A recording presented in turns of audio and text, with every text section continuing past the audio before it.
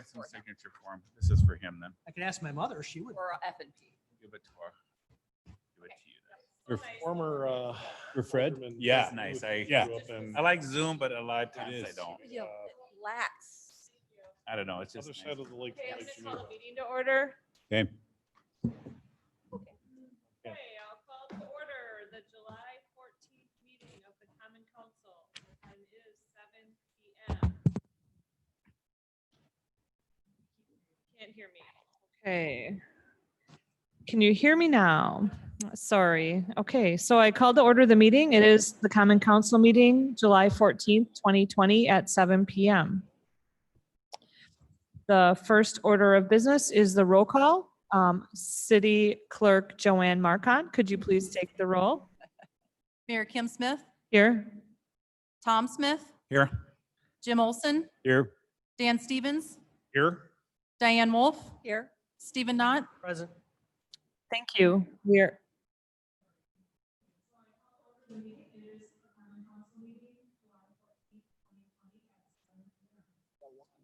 I didn't say.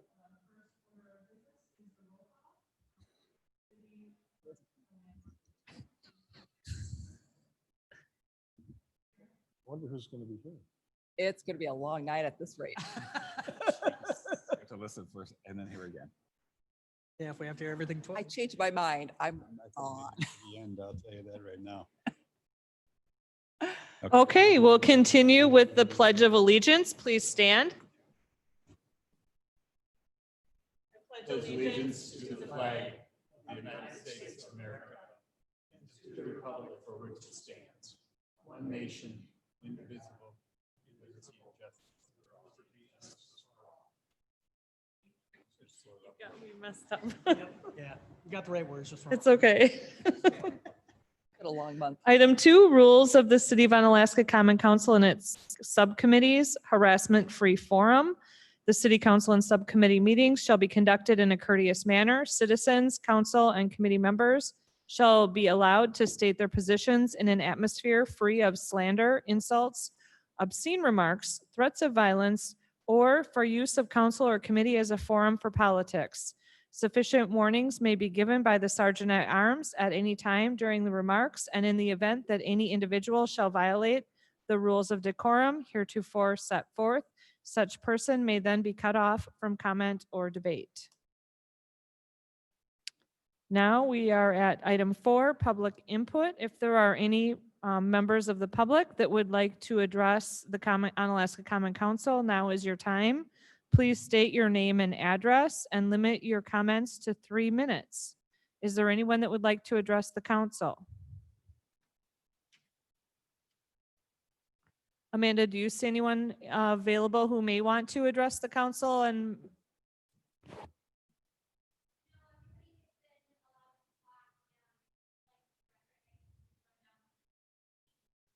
okay.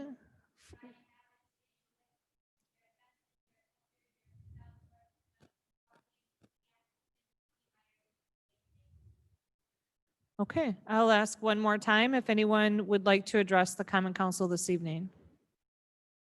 I don't see anyone coming forward, so we'll move on to item 5, the report from the mayor. Starting out with item A, a community update on the COVID-19. Just some updates today. There has been discussion in the media and in the community about Onalaska, the county and other regional leaders adopting a mask policy requirement. We are in discussion, trying to learn more about what this might look like. But the position that we've been taking in our discussions is that the city of Onalaska would like to see a regional approach to reducing the spread of COVID-19. Any possible solutions would need to be evaluated for their legality and enforceability before we could then move on to measure potential widespread community report. So we are continuing, though, to communicate with our regional neighbors and work together to determine the best course of action for our citizens. In addition to that, we are working with our neighbors to have another test site at the Omni Center on July 24th. And with that, I will turn it over to Eric to discuss the status of City Hall in the orange status. Thank you, Your Eric? Honor. Just one more bit of information regarding the COVID testing set at Omni Center on the 24th. The hours will be 10 to 4.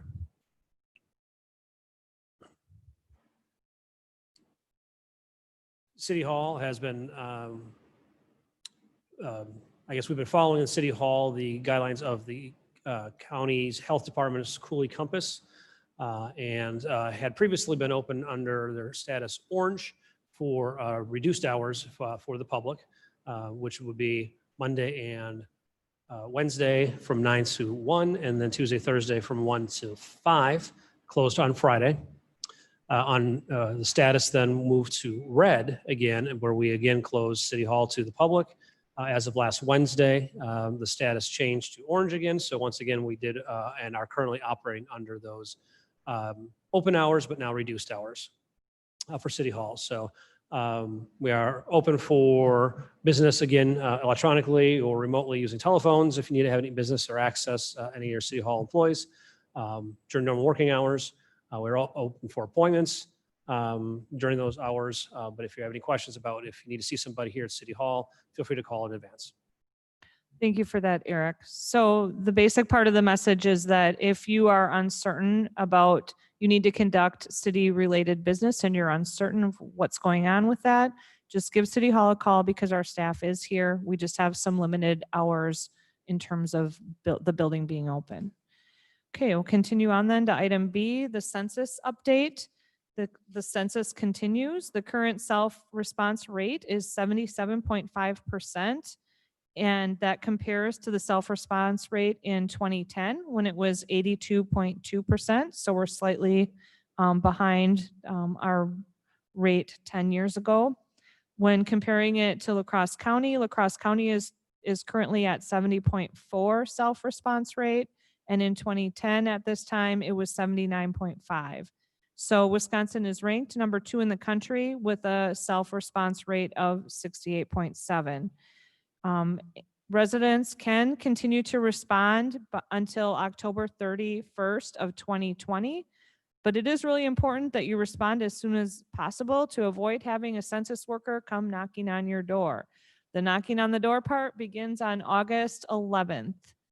And as a side note, there are Census Bureau jobs still available because the time frame has changed. Make sure you look into that. If you're looking for a job, the pay is $17.50 an hour. Mayor, Yes, sir. may I ask a question on that? Yes. So I'm assuming that there will be some way for the census workers to identify themselves as being legitimate when they knock on doors, and if so, would it be possible to get that information out on our city website so that citizens know this is a. Is it on the website now? Might be Joanne? Something on the website, but we can definitely check to see what there is, and we can definitely add that to the website if it's not. Okay. Yep. That's easy to do.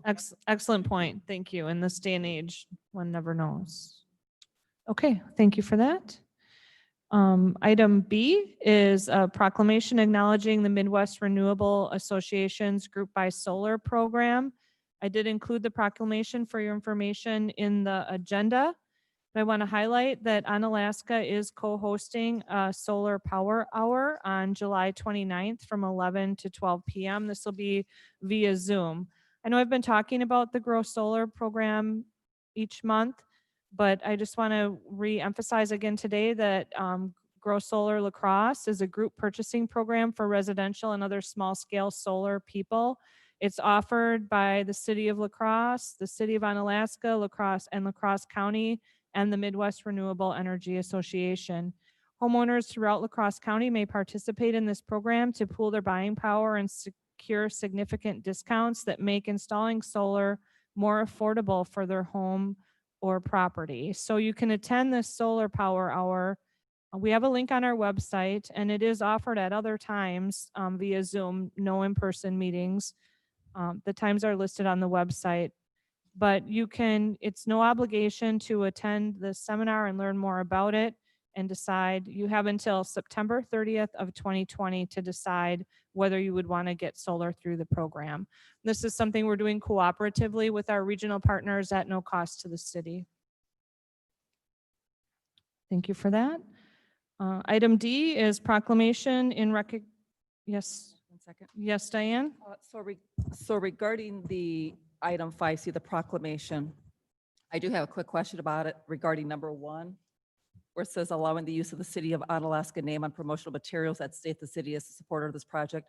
Is it in name only and not the logo? It is, okay. This was a conversation that we had with the city attorney, and it is just the name. Okay. Because we don't have, we're working on having like a brand image that we can use in this type of situation. So this did not fall into the use. We intentionally did not use the logo because of this. We came up with an alternative, visually appealing way of saying City of Onalaska that we used instead of the logo. Thank you. Yep. Okay. Item D, proclamation and recognition of the staff retirements. We did have 3 retirements this month. I wrote proclamations of thanks for each of these 3 people. So what I'll do is I'll go and I'll read the proclamations because I want to share those with people that may not have another opportunity to see them. And then at the end of reading each of the 3 proclamations, I'll give the counselors an opportunity if they would like to say anything. And then when that concludes, we'll have a round of applause for these long-term city employees because we do really appreciate their service and want them to be recognized this evening. I'll go in the order of the agenda. The first one is for Carrie Burmaster. It's a proclamation of thanks to Carolyn Burmaster for her service to the City of Onalaska. Whereas Carolyn Burmaster has served as clerk for the City of Onalaska for 19 years, during which time the city has grown from a population of about 15,000 to 19,000 people. And whereas Carolyn Burmaster has attended approximately 228 council meetings, managing the production of the agenda, minutes, resolutions, and supporting documents for those and the many committee meetings. Whereas Carolyn Burmaster has conducted more than 40 municipal elections, tirelessly recruiting, training, and overseeing more than 20 poll workers at each of these elections, integrating 3 voter registration database changes and 2 election voting machine changes, all while absentee voting increased from less than 5% absentee ballots to more than 80% at the spring 2020 election. And whereas Carolyn Burmaster has provided steadfast leadership in our community through the continually evolving process for the mechanics of exercising the American right to vote. And whereas Carolyn Burmaster successfully assisted with the 2011 ward redistricting, which enabled Onalaska to go from 13 to 9 ballot styles for spring elections, reducing poll workers' hours and saving taxpayer dollars.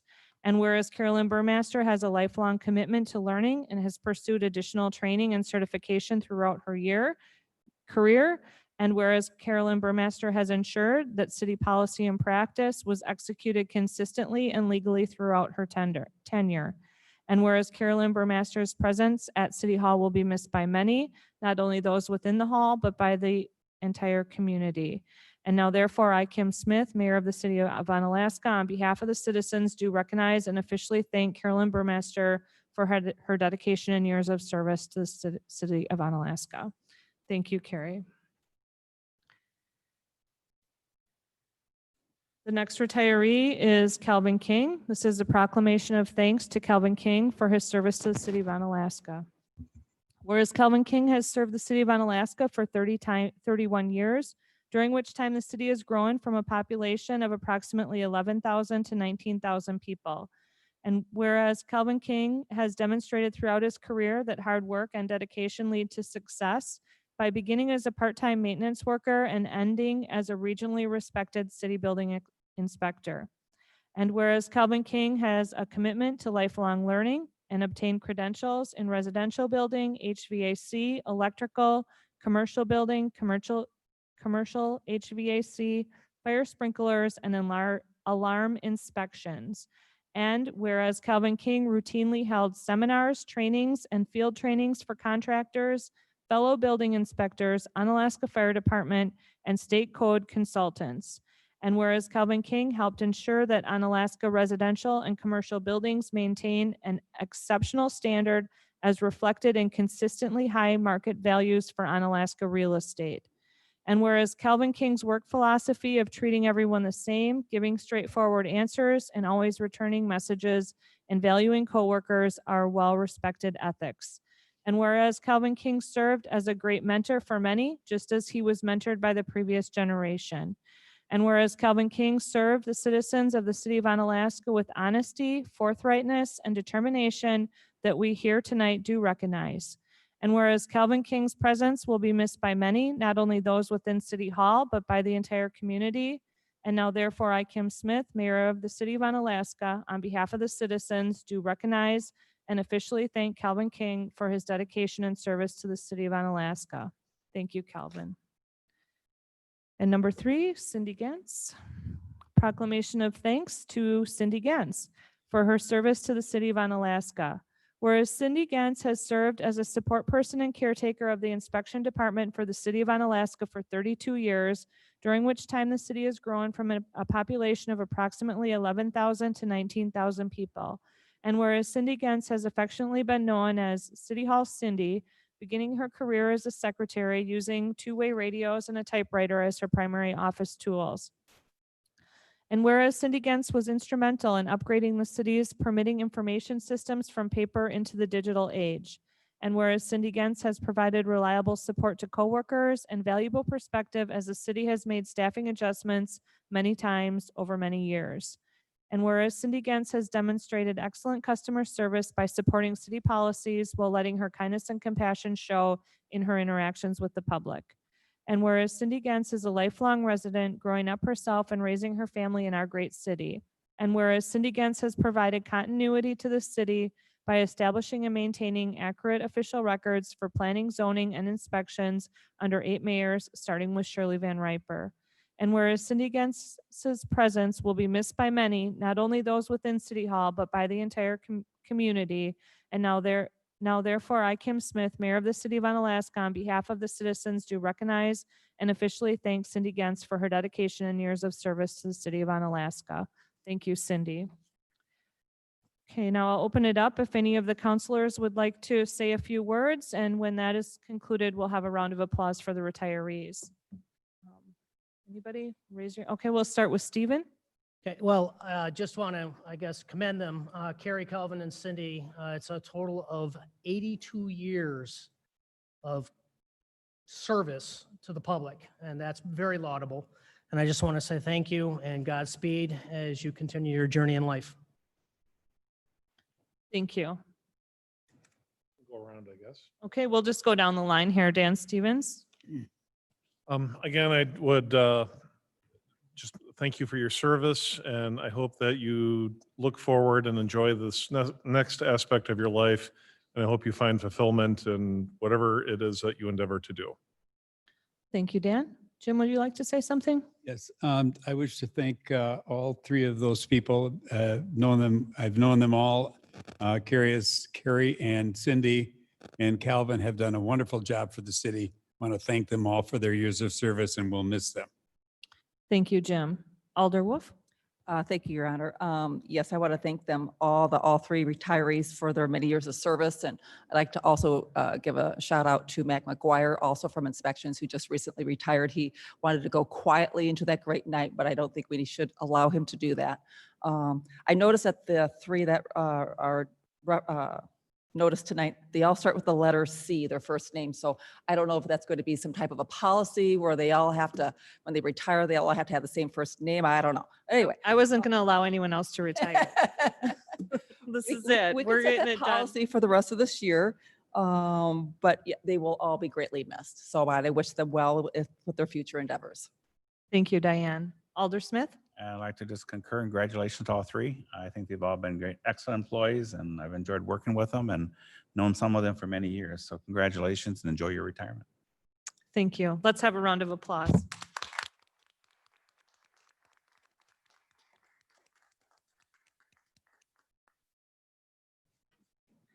We all aspire to. Okay, we've also had some exciting beginnings for some of our other city employees. Moving to item E, acknowledgement of the swearing in of city employees. Item 1, Troy Goody, he was, because of City Hall not being fully functioning, these were done outside of the public eye, but we hope to recognize it more publicly at some point in the future. So Troy Goody was selected and sworn in as our fire chief, and that is all official now. If we maybe have a round of applause for that. Yay. And we also have Joanne Marcon as our city clerk. I will be officially appointing her a couple of item agendas down, but we'll have a round of applause for Joanne.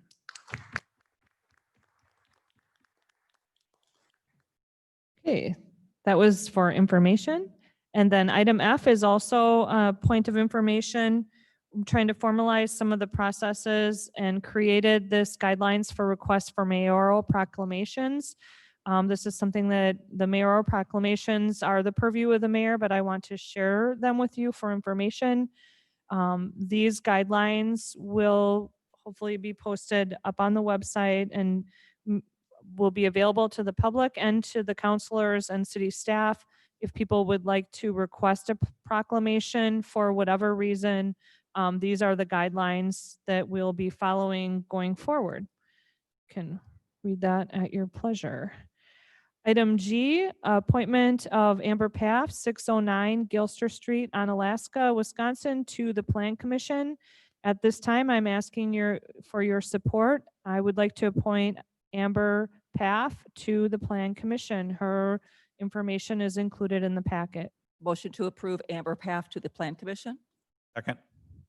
Motion by Diane Wolf, seconded by Tom Smith to appoint Amber Paff to Plan Commission. Is there any discussion? All those in favor, please say aye. Aye. Those opposed say no. Motion carries unanimously. Item F is the appointment of Joanne Marcon to Onalaska City Clerk. I would like to ask for your support as I appoint Joanne Marcon to the position of Onalaska City Clerk. Motion to approve. Second. Motion by Jim Olson, seconded by Diane Wolf to appoint Joanne Marcon as the Onalaska City Clerk. Any discussion? Diane? Thank you, Your Honor. I'm assuming that we're doing this because it is reflected in under what Title II is it? Maybe this isn't what we've done before, but we're now going to start going forward recognizing that. Okay. Yep, we did the bulk one at the last meeting, catching up to Oh, our own right, ordinance, and right, then now we're benefiting from having a city attorney on staff. Absolutely. We're keeping her very busy. Thank you. Yep, okay. So if we want to change our mind, it's speak now or forever hold our peace. This is her last Our letter chance. received. Before the August election. This is her last chance. Okay, so we have a motion on the floor to appoint Joanne Marcon as the city clerk. All those in favor, please say aye. Aye. Those opposed say no. Motion carries unanimously. Thank you for that. Moving on. Recommendations for approval and/or possible action from the following committees, commissions, and boards. All items listed under the consent agenda are considered routine and will be enacted by one motion. There will be no separate discussion of these items unless a council member requests removal, in which event the item will be removed from the consent agenda and considered in the order of business in the non-consent agenda. Are there any items the councilors would like removed from the consent agenda? If not, I'll entertain a motion to approve the consent agenda. Make a motion to approve the consent agenda. Second. Motion by Dan Stevens, seconded by Jim Olson to approve the consent agenda. All those in favor, please say aye. Aye. Opposed, say no. Motion carries unanimously. The non-consent agenda, item 7, recap of items pulled from the consent agenda. There were none. Item 8, the Finance Committee. I will turn it over to Alder Stevens. Thank you, Your Honor. Under item 8A vouchers, following is a list of monies expended since the last Common Council meeting dated June 10th of 2020 and the total is $2,026,098.55, and we recommend approval. Second. Motion on the floor by Dan Stevens, seconded by Jim Olson to approve the vouchers. Is there discussion? All those in favor, please say aye. Aye. Those opposed say no. Motion carries unanimously. On to item B, Resolution 30-2020, Onalaska's essential support of fair direct federal emergency support to reopen and rebuild local American economies. And the Finance Committee supported this, and we recommend approval. Second. Motion by Dan Stevens, seconded by Diane Wolf to approve Resolution 30-2020. Any discussion? Aldernott? Yeah, so I just, as I have this, some of my comments, I want to be very clear, I have no problem with grants for programs at the federal level.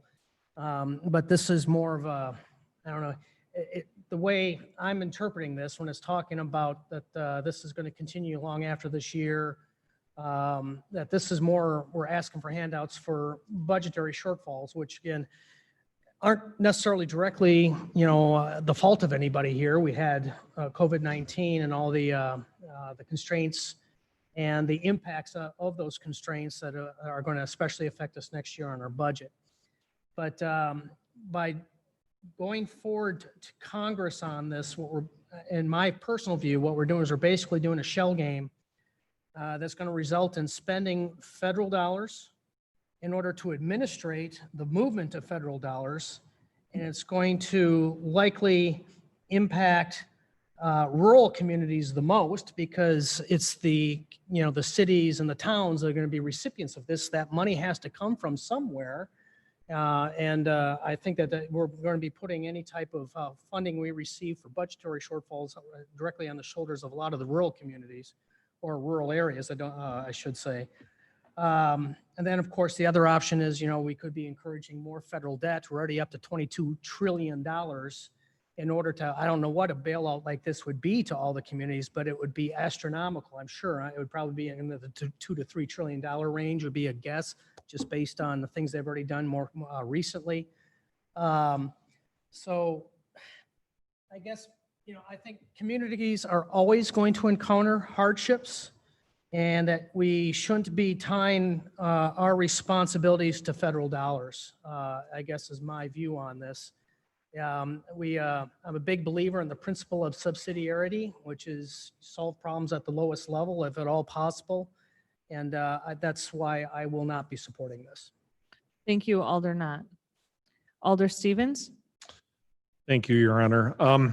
The passage of this resolution is necessary to receive a potential savings to taxpayers of, it could be up to $308,000. And on the federal level, that money is going to be spent regardless if we apply for it or not.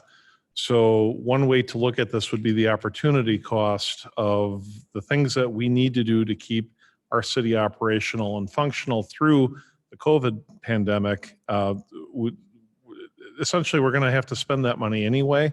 And the question is do you want to put Onalaska residents at an unfair or at a $308,000 deficit compared to neighboring communities?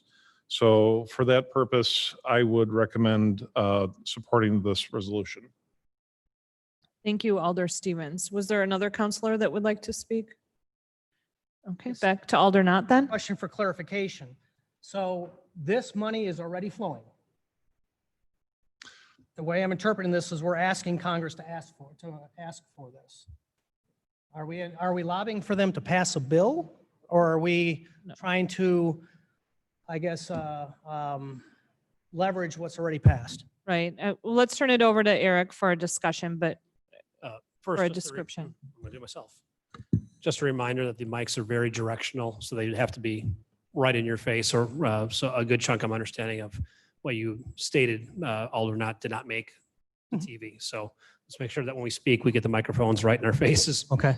So for clarification, the 308,000 is an example of this. It came through the CARES grant and is very specific to expenses incurred in a limited time window in response to the COVID. What this resolution is, as Alder Stevens mentioned, and to confirm, Alder Knott, what you're asking, that this is a forward-facing resolution asking our representatives to support additional support for the city this way. Reasoning for that is, if you look at the whereas clauses, the loss of revenue, the closure of the Omni Center,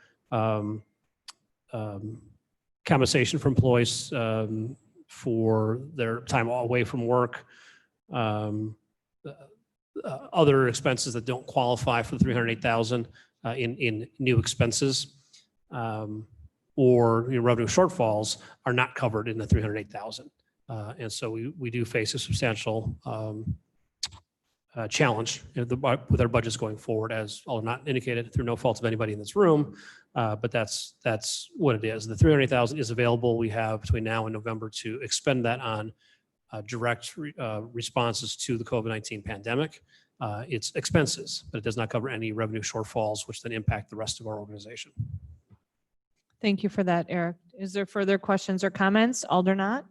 And so one of the things that you brought up, Eric, was that, I guess reimbursing for expenses, but aren't those already being covered through the state program, which is actually the next one on our agenda?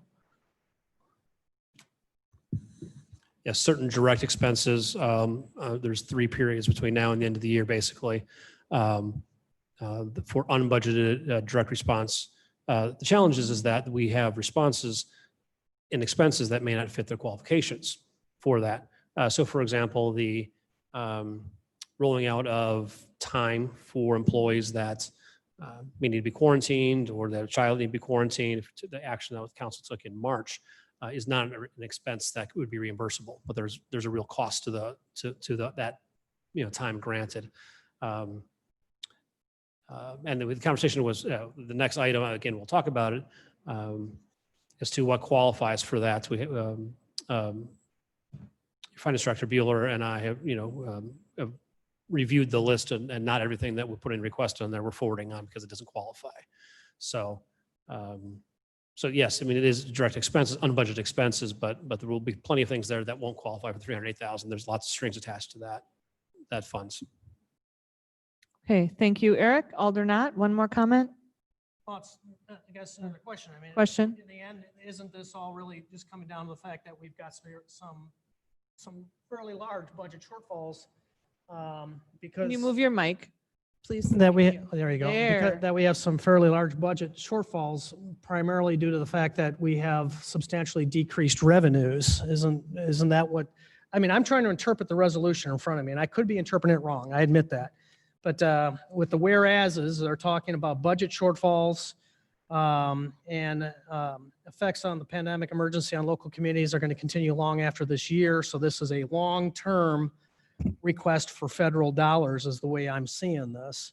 And in which case, that's where I have my concerns, is that I don't know that we want to go down the path of having us being part of a movement of having all communities in the country relying on federal dollars to help offset budget shortfalls for whatever reason. And I see that as a very dangerous path to take, and could actually encourage poor stewardship of dollars, because, well, we have another emergency, let's just get someone else to pay for it. And I don't know that that's a good path to go down. So am I not interpreting this correctly? Or, I mean, it's very possible. The resolution is a position statement by the city of Onalaska. Yeah. And I think the individual alder's interpretation of what we're requesting for is appropriate, and that's why it's to be debated and to be voted upon. It is a position statement that does the city of Onalaska support requests from the elected officials in Washington, D.C. for additional support. That's the position to be voting on. All right. Thank you.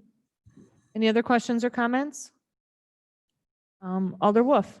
Thank you, Your Honor. And Eric, this was originally born from, it was an email that we received from the League of Municipalities. Was it West Salem that was it West Salem's, Village of West Salem's model that we crafted this after, I believe? Yes, she says yes. Okay. Shaking her head yes, so I'll I'll go with what Okay. Amanda said. And, as someone who considers herself a financial conservative, my eye is always on the big picture for tax dollars and such. But I feel pretty strongly that my accountability is to Onalaska taxpayers. And I think if there's ever a time that there's a possibility of money on the table, I'm going to fight for it for my Onalaska taxpayers. So I do see the bigger picture, and I share that concern as you do, Alderperson Knott. But I think we need to be proactive and fight for Onalaska, because if we don't, no one else will for us. Thank you. Alder Smith? I agree with Diane. I think in this unique situation of where we are, I mean, I don't think we want to go to the federal government for money all the time. I mean, historically, it is a local decision, and we have to balance our budgets and stuff, but this is a very unique world right now. And I think if there are some monies that can help our city get through this difficult time, to hopefully minimize some of our budget expenses or even increase taxes and all those things we don't want to do. I think if the money's available, we should at least try to get it. But I agree with what you're saying, Steve, is that, it's something, we don't want to be a handout moving forward and that assume that the federal government is always going to be there. But Right. this whole grant thing that we've had with, all the money being spent on everything is a very unique situation tied to this COVID-19. So I will support it. Thank you. Any other counselors that would like to weigh in? Alder Stevens? Thank you, Your Honor. Alder, it was mentioned before that a lot of this was due to decreased revenues, but I think we weren't focused enough on the unexpected expenses that were incurred by the municipality. And when I want to clarify my statement. So when I say that we would put Onalaskan taxpayers at a competitive disadvantage, it would have to do with if we are spending money on the expenditures to keep the city operational. I'll use an example of putting up plexiglass at the clerk's office and other places. So other communities are going to do that. If Holman puts up plexiglass and they receive federal funding, and West Salem puts up plexiglass and they receive federal funding, and La Crosse puts up plexiglass and they receive federal funding. But if Onalaska were then to say, we don't want those federal dollars, it's not, we're just not into that, Onalaska taxpayers still have to pay for the plexiglass. And so their taxes are going to go up comparatively higher than the peer group around them. So our first and foremost responsibility is to the people that live here in this community. And I believe it would be foolish to leave that money on the table. We don't have to raise taxes individually on our citizens compared to neighboring communities if we don't have to. Okay, thank you. Alder Knott? So I understand that. However, the examples you just gave, in my understanding is, are we not submitting as an example the plexiglass for reimbursement from the Routes to Recovery grant from the state? Yes. So this is my concern. When we're talking expenses, and it's on the very next item on the agenda, so I don't really want to jump ahead to that, but the Routes to Recovery grant covers a great number of our expenses. What we're asking for is either, I would argue, double dipping, or asking the federal government to come to our assistance to help with a budget shortfall. And that's where my concerns are. Thank you. Anybody else? Alder Stevens? Thank you, Your Honor. I would just follow up with, I think the analogy would stand, though, comparing us to the other communities and the deficit it would put Onalaska taxpayers holds true on the expense side as well as the revenue side. So again, at the end of the day, I will always protect Onalaska taxpayers first. Okay, thank you everyone for your excellent comments. The motion on the floor is to approve Resolution 30-2020. All those in favor, please say aye. Aye. Aye. Those opposed say no. Nay. Okay, so the vote was 3-2. Is that correct? Correct. Okay, 3-2, the motion carries. Item C, resolution, back to Dan Stevens, the Chair of Finance Committee. Thank you again, Your Honor. So on Resolution 31-2020 for the authorization of expense reimbursement submittal for the Routes to Recovery Grant. This has to do with, it's a resolution that the city agrees to comply with the rules and regulations necessary to receive the funds for the, due to the COVID pandemic. The committee voted in favor of this and recommends approval. Second. Thank you. We have a motion to approve Resolution 31-2020. The motion was made by Alder Stevens and seconded by Alder Wolf. Is there discussion? Alder Not? Yeah, so I just want to, I'll be voting in support of this, but just to clarify on where the difference lies, number one, this is a state program, which is a different animal all entirely, but also this program, requires itemized concrete accounting for short-term needs. And yeah, I support this, so. Thank you, Alder Not. Is there additional comments, questions? All right. All those in favor of Resolution 31-2020, please say aye. Aye. Those opposed say no. Motion carries 5-0. On to item D, the school/police liaison officer agreement between the city of Onalaska and the Onalaska School District for the 2020/2021 school year. This was asked to be put on the non-consent agenda. It appears there was some confusion. I believe some highlighting bled over and it made it appear that this was a new item, when in fact, if my understanding is, there was no change to the previous year contract. So it sparked a lot of confusion, but as there was no change, we'll have to bring it up for discussion, but at this point, I am recommending that we approve it, but it needs, Is that a motion? I will make that as a motion. I'll second.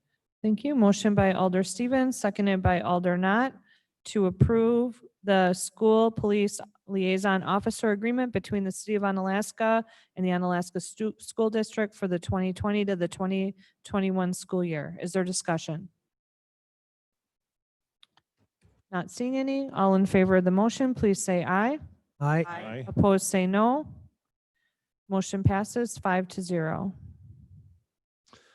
Item E, review and consideration of partially non-budget telephone system replacement at City Hall, Omni Center, and Public Works Facility with a potential partial reimbursement through the CARES grant for COVID-related expenses.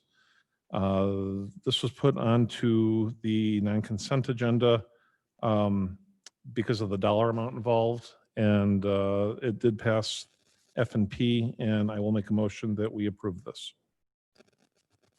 I'll second. Motion by Alder Stevens, seconded by Alder Not, to approve the partially non-budgeted telephone system replacement at City Hall, the Omni Center, and the Public Works Facility. Is there discussion? Mayor. Alder I Smith? just have a question, and so we're saying that some of this budget money will fall under CARE? The CARE Yes. grant? Yes, it would. Why would that be? Eric, you want to describe Is there that? a reason why that wouldn't be just if there wasn't a CARE? Right. The opportunity to upgrade the proposed system for functions that make it easier for remote work. So for example, under the new system compared to what we have now, or a normal replacement, you can call my desk phone number, and regardless of where I am, especially if I'm at home, my computer will ring a phone number. I can actually answer, remotely in my car, wherever we are. So there are certain features that will be allowed here that make remote response easier. So it's not response. It's the upgrade to the system that makes it more than just a desk phone. Okay, It's the thank you. compatibility. that I makes it- didn't think about the remote thing, though. That makes sense, so thank That's you. what makes it. Yep. Thank you. Alder Wolf? Thank you, Your Honor. Also under discussion, it was also noted that if for any reason the funding mechanisms do not follow through, the entire item will come back to F&P for further review. Thank you for that, Alder Wolf. Is there any other questions, comments, discussion? Okay, I'm not seeing any. The motion on the floor is to approve the partially non-budget telephone system. All those in favor, please say aye. Aye. Aye. Opposed, say no. Motion carries unanimously. Item F, review and consideration of non-budgeted automatic flush valves and faucets at city-owned facilities with a potential reimbursement through the CARES grant for COVID-related expenses.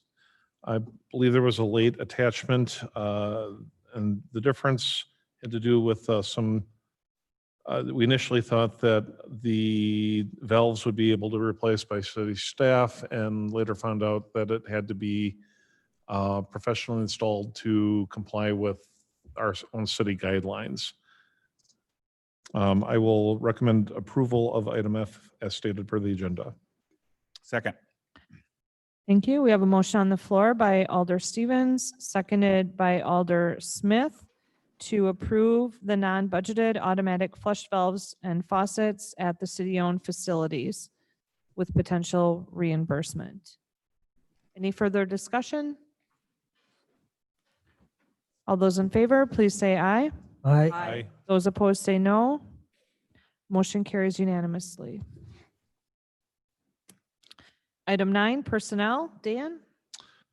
I don't believe we have Hope with us here today, so discussion and possible action regarding staff vacancies. Hope is available Hope is in the cloud. remotely. I am. She's upstairs. I'm Is actually Hope- at home today. Oh, okay. Well, we're glad Um, you're able to join us. Yes. So just an update on the recruitment. So obviously we hired our assistant chief as our fire chief. So now we have to replace our assistant fire chief position. And so initially we were going to meet with the Police and Fire Commission on Monday. Unfortunately, those plans had to change. And so we will have to reschedule that meeting at another time to determine a timeline and those kinds of things for filling that position. And so essentially we will be looking at getting that position filled. The city clerk position obviously has been filled with Joanne, and the deputy city clerk. Hope, can you pause? Oh, sorry. Can you pause for a moment? Mhm.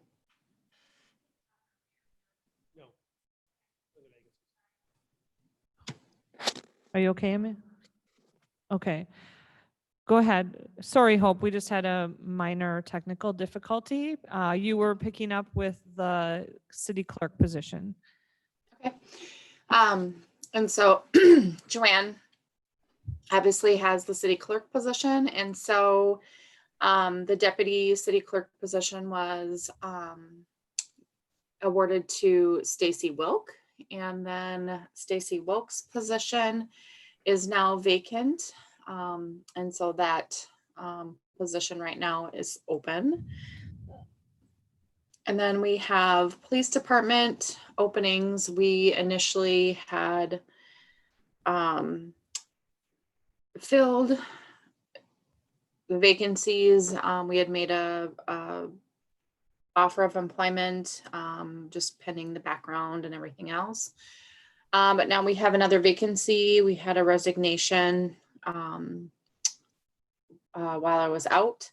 And so we have another vacancy in the police department. So we will be working on getting another eligibility list established and working on getting that done, and hopefully getting that started in August. The fire department positions, we've actually got our new firefighter hired. He's going to start on August 3rd. And then we've got another offer out pending a background and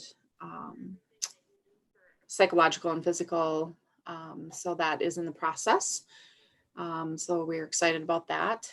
Obviously the administrative assistant paralegal position is being held until budgets can be reviewed. The office clerical support position that had been open because Lisa had gone upstairs has been filled with Amanda Robert, and she started on Monday. And so she's had her first week with Stacy. And so Stacy's position, the office clerical support position, is being held until budgets can be reviewed. The building inspector position, those positions that we had retire for both Mac and Calvin are being done by the consulting firm. And so those will be done externally at this point. So there'll be some savings there with that. And then the computer support specialist with Ben leaving in June, MCS will be handling the additional workload. And I think there's a contract or something that will be reviewed with that as well. To take on that additional workload. So ultimately looking at waiting until we get some more budget information through the budget process as we're going through the budget to determine on filling those positions, as the council's direction is we want, that they have indicated that they would like more police and fire positions to be filled, so that we are not hiring people only to lay them off at a later date. So that is my update. Thank you, Hope. So Hope or Eric, are you needing approval from the council to fill any of the positions right now, or do you have the approval for the ones that you're moving forward for? Or Hope? It says possible action, so I'm just checking. Hope? Basically, my understanding is if there was any discussion by the council that if any of these positions that were being held wanted to be filled, that would be up to the council's purview at this point. Okay, I'll go back to Eric. It was very difficult to hear Hope, so maybe Eric could just do like a quick recap, and then we'll have discussion. If you recall, any positions that are not substantially changed, we have blanket ability to fill those positions.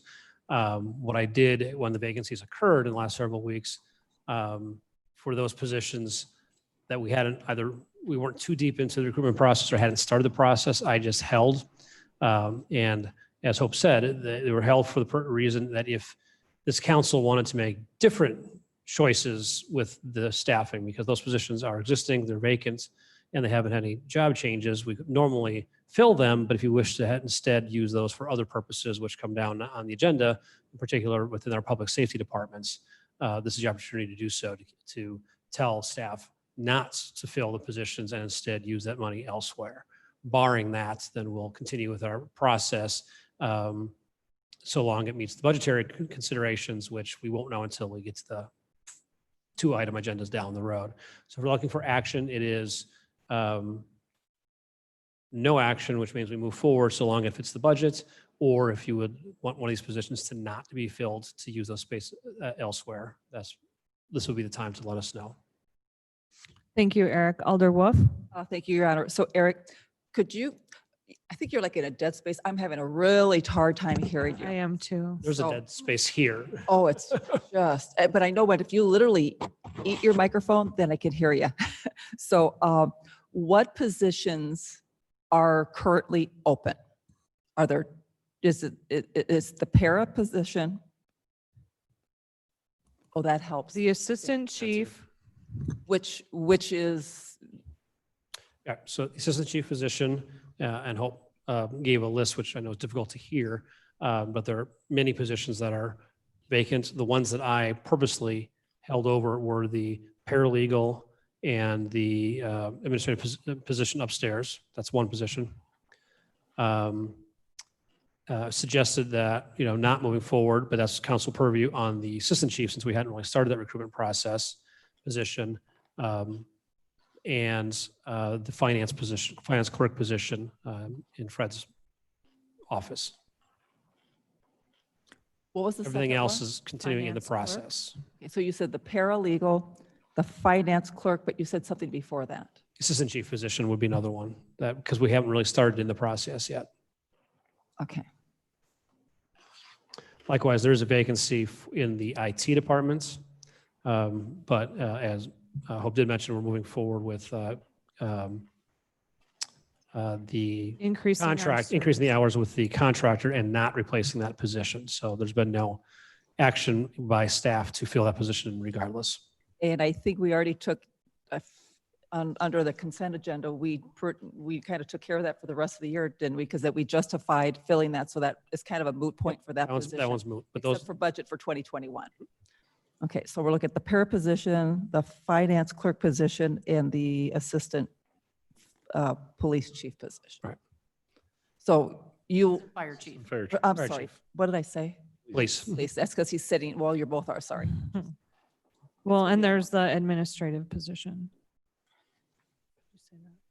The finance clerk position? No, Cindy's old position. That was That was filled. filled. Oh, That's yeah, been that's right. filled, Okay, Okay, I that was think filled. the paralegal administrative position is. Right, yeah, referred to as the yes, same okay. that's thing. one, yep. Okay. okay. So unless council takes action tonight, staff will go ahead, move forward with filling all these aforementioned positions. Okay. All right, Alder Stevens. Thank you, Your Honor. Mr. City Administrator, would you be able to separate, and I think you kind of alluded to this, what are the must-haves versus the we can hold off on? So must-haves versus wants. For example, I think you said we could hold off on the para position, but maybe finance was like needed to be filled more quickly. Can we hold off on everything? Do some of them need to be filled now and some of them later on this year or early next year? Thank you, Alder Stevens. Eric? In terms of must-have, both of those positions, I would say, are must-have. There's tasks that need to be done on those positions. It was not a judgment call to say that these could be held off. They were happened to be vacant, which is why I put a hold on them so that the council could potentially take action if you so desired. I would say the only way to eliminate the must-have title would be to do a full reorg as part of the budget process. I can speak on the paralegal administrative position right now, keeping in mind court's been shut down for many months. But when we reopen, and two, there have been citations listed. Those are not being acted upon right now. I mean, Amanda most clearly needs that assistance as part of the plan to bring the city attorney in was to have the paralegal position. The position has been filled. It was been vacant since January, and it's a must-have. And I think Fred would answer for the department down here, unless we do kind of some reorganizing and reshuffling of positions. There's probably work to be done there. This would be the opportunity, though, like I said, if you wish to not fill these positions and spend it elsewhere. To back up a little bit, as Fred discussed a month ago, when we looked at the budget, it's 300 some thousand, in the hole, but we're breaking even. Well, why are we breaking even? We're breaking even because we effectively are not hiring 6 positions for portions of the year. That's not a decision that the council made, right? It's a decision that the budget made in response to COVID-19. So by holding those positions, my anticipation result was either the council decide to do something else with that money and those funds, and make a decision, do you wish to fill the 6 positions as budgeted or not? And that's purely up to your purview. Staff will continue to make decisions and recommendations of what's most efficient for the positions. And make no mistake, the 2021 budget is going to be very difficult, and there will be changes made in the 2021 budget. But I would say in the interim, perhaps I'm biased because it's my department, and I share with Amanda's staff. I would say that's getting to the critical point right now. For example, one of the projects we funded for is the recodification, which we can't do unless we have some assistance upstairs. So, these positions should be filled, need to be filled, but the council's never had the opportunity to make that decision over which the limited funds that we have, who gets that? Is it the public safety, or is it the positions that happen to be open right now? Thank you. Any other questions or comments? Alder Wolf?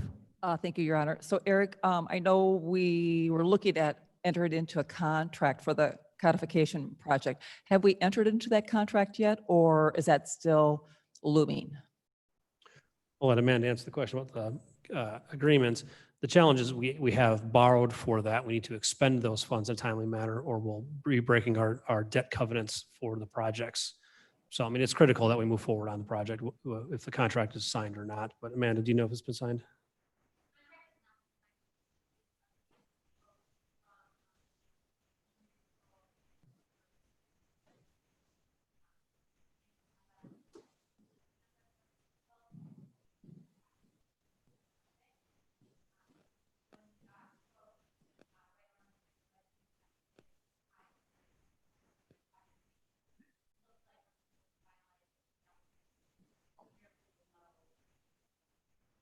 And as a follow-up, I know that we were looking at wanting to, because of the expense, once we do that, it's going to cost us for every little tiny change we do. So that's the whole purpose of redoing all these titles, getting all these through, and while you've been inundating us at A&J Council with so many of these titles, because really now is the time to do it before we go through the recodification process, and then we have to incur all these expenses every time we want to change a word or a number or something. So, but I'm not quite sure, how far are we along with all these titles? Because I know that we still have some outstanding. Are we getting close to the end, or?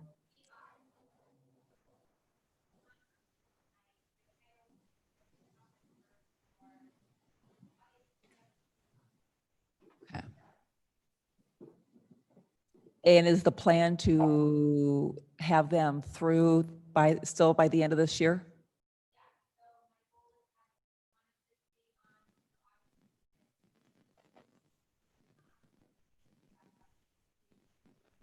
Okay, thank you. All right, Alder Smith. I'd like to throw out something. What if we, I know you say some reorganization, you talk about probably in 2021. Because we're going to plan on be doing that, what would be the impact if we hold off on all 6 of those right now and just focus on police and fire? And I'm just throwing it out as just what if. The 6 positions that are not been filled based on the budget are the 3 in police and 3 in the fire.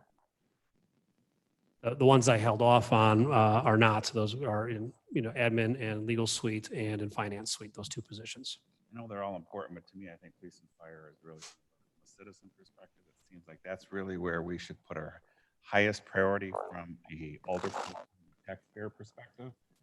But I understand both sides, but I just throw that out as if we could take a couple of those and get those further along and then see how we are. And once we know what our budget's going to be, just a thought. Alder Stevens. Thank you. To build off of what Tom said, once we know what our budget's going to look like, I think it's going to be a lot easier to make some of these determinations. And so my original question to what do we absolutely need to fill now was posed with the idea that the budget process is about 3 months off at this point. If we had a position that we got by without since January, I understand there's work that has been built up and we're paying our city attorney to do paralegal work with municipal court. That's not really fair to, the position, but these are kind of tough times. And rather than either get rid of the position or fill it now prematurely and then have to furlough that person later, I think there's a lot of wisdom in determining what our priorities are to fill. I want to migrate to filling the public safety positions, but we have to have the money to do that. I would love to fill all the positions that we have now and just be one big happy city going forward, but we have to make some choices as to what we need to do and how we get to where we want to be. So if there was a position, like if 1 or perhaps 2 of those absolutely needed to be filled now, if there was a way that could be prioritized and presented to council, I think that would have value. We talked about delaying and scheduling starts of the public safety officers over the next year, but we have these other city positions that are going to need to be filled at some point. I'm suggesting that maybe they don't all have to be filled right now, and we can make that decision after we have a more clear picture in about 3 months after the budgetary process. Excepting if there was something that we must have now because there's, this project that's coming up and no one else can do it. And if we don't have that position filled, the whole department's going to explode. So I think what we're looking for is a little bit more information so that we can make the decisions necessary to get through the pandemic and get it to where the city's operating as normal. We want all the city positions filled. We want things staffed appropriately, and we want to get to the point where we get the public safety positions up to the level that we want. And we're just not going to be able to do that all right now. And we have to plan it out and maybe one position at a time, get to that point, hopefully by the end of 2021. Thank you. You're welcome. I think just speaking for Eric a little bit, and he can jump in and correct me if I'm wrong, but I think the direction that he kind of is holding off is more for if there were to be any reorganization to make our city run more efficiently. We have the most vacant positions that we've ever had right now. So now would be the time to do it. And if he starts filling those positions, then a reorganization would be more difficult. I mean, would you agree with that, Eric?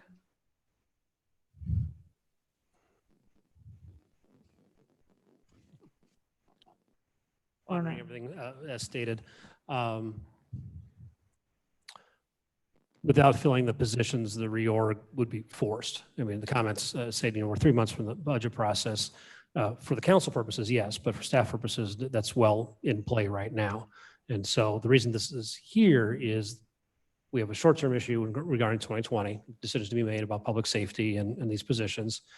That leads directly to 2021's budget, and that leads directly to what does this organization look like 2022 and beyond. So it's here to make that decision, and if the decision is not to fill these positions, that does force within the 2021 budget process those changes. And to be clear, when I talk about changes, I'm talking about less staff overall. There'll be other departments with less staff, and public safety will have more. I mean, I don't want to sugarcoat that. That's what we're talking about.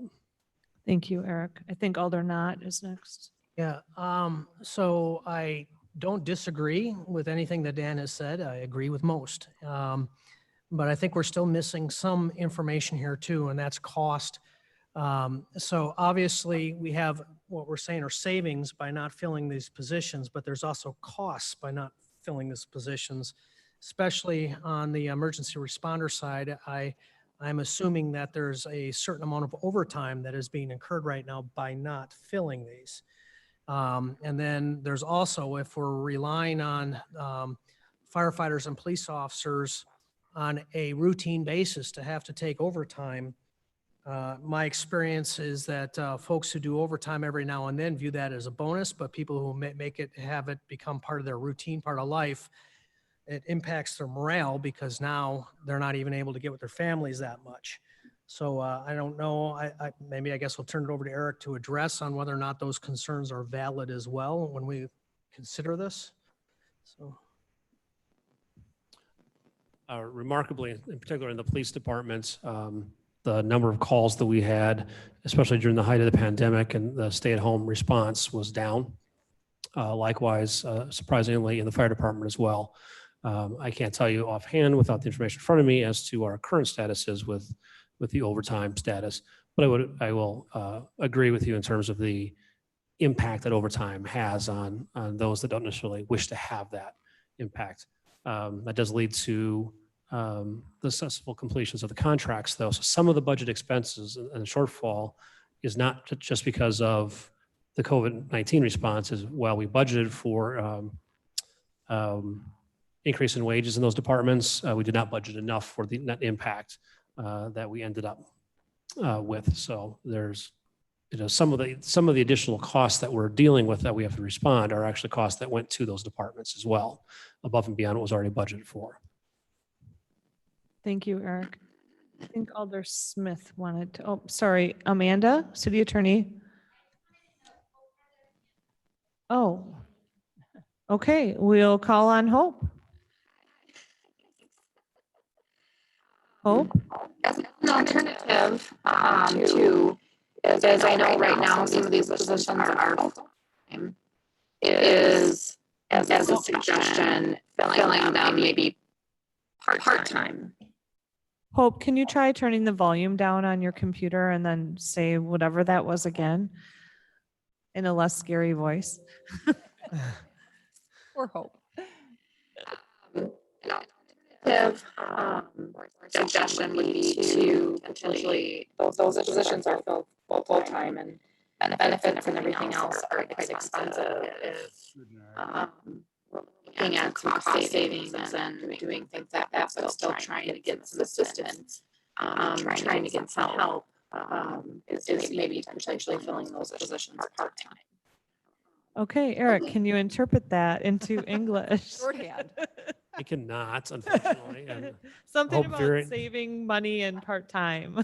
I believe there might be a call. I think what she's talking about is if there's priority. Well, I hope if you're listening, once you come on down, you can correct me then. And well, someone will have to leave. She's at home. Oh, yeah, she's at She's at home. home. Okay, okay, so that didn't work.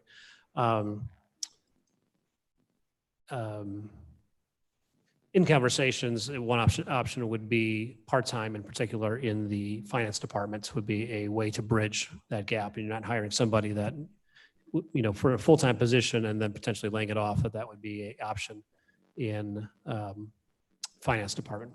That was one item we had in discussion. Okay. Alder Stevens? I just wondered if that were the case, would a temporary employee be an option for us? And then also, I believe the fire chief also wanted to speak. You might not be able to see him. All right, let's have the fire chief come up to the podium and address the council. We're very interested in what you have to say. Well, I just want to be very clear on what direction you guys are looking at, because currently we have 2 positions that are being filled that are vacancies that Hope reported. And I'm sure you can hear me much better than her. I also have one of my firefighters on light duty, which could be months or up to 6 months. So my current status right now is 4 on one shift, 3 on a shift, and 2 on a shift. So the overtime that Alderman Knott was talking about is very real, and the guys are doing an awful lot. And for myself as the new fire chief, I'm really hoping you consider putting that assistant chief filling that vacancy, because we're looking at new positions, but now we're starting to talk about vacancies and not filling them. And I think that's a real safety concern that I have. So I just wanted to be clear, are you guys, I'm not sure if we're discussing not filling the assistant fire chief, because I want to be clear on that. Okay? Good job. Do you have any questions for me? Alder Knott? So when I hear 4, 3, and 2 on the shifts, concerned, is there not a minimum required when an engine rolls, especially if folks are going to be going into buildings? Is there not a code requirement for that? Well, we should be rolling out with 4, but we do roll from time to time, respond with 3 on an engine. But ideally is 4 on an engine, which is why we've pushed to get 5 per shift, where hopefully our staffing would, the majority of the time, would be maintained as 4. Okay. So our goal is by the end of understanding the pandemic and everything, and it's 2020 right now, by the end of 2021, that the fire department would have 5 per shift. That's our Right. goal. Understand. Well, the 2 especially concerns me. I mean, we're not just putting the safety of our citizens at risk, we're putting the safety of the firefighters at risk if there's only 2. Right. Arguably, if there's only 3, but 2 is scary to me. And I know that we talked that those 2 positions are being filled. And again, the assistant chief, my previous role, I would respond out on either an engine or a command vehicle. So I think if you're talking about needs or must-have or critical, I would say the assistant chief's job is critical for emergency services in the fire department. Thank you, Troy. Eric wanted to say something. Yeah, first I can confirm from Hope. What she was actually mentioning was possibility that both the finance and the paralegal positions are part-time position, could fill at part-time positions, 1,200 hours. That would eliminate the benefit cost of those positions and begin some of that work that we need to get filled. So I was Hope's comment as to what Chief Goody had mentioned. No part of this conversation is about the two that he is short. This is all about the additional staffing that was budgeted for and so on. Those will continue to be filled. Thank you for clarifying that. Alder Wolf? Thank you, Your Honor. To kind of follow up and respond to Alderperson Knott, you're asking the question about overtime and such, just some facts and figures.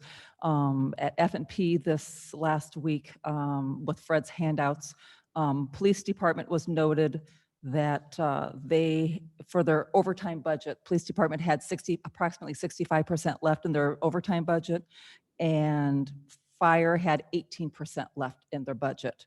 Also, at last month's F&P meeting, I believe Fred, he gave us all it's like a 3-hole punch, very thick packet with those gold things, you know, those clips, whatever. And I believe at that time, police, and mind you, things change on a monthly basis, so everything's bound to change. But at that point in time last month, police was projected to not go over for overtime, and Fire was projected to go 40,000 over.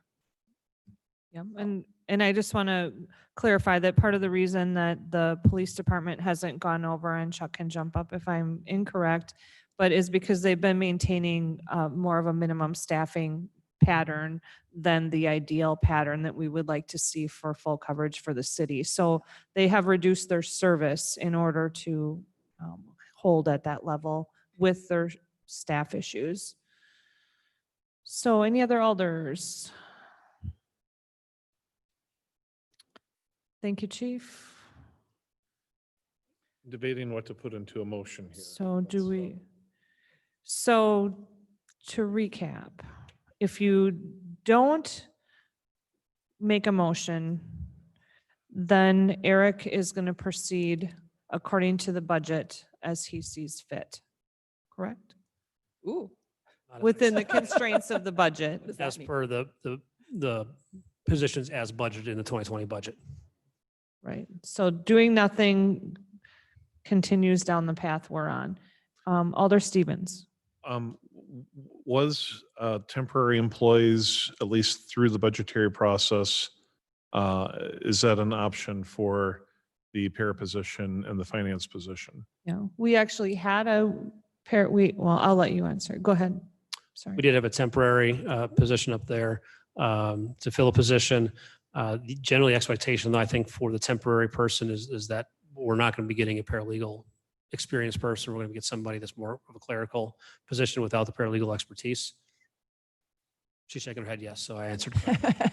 So The advantage is that we can avoid having to furlough, or if we make some sort of reorganizational changes with the lesser staff, there's inherent advantages with a temporary employee in that case.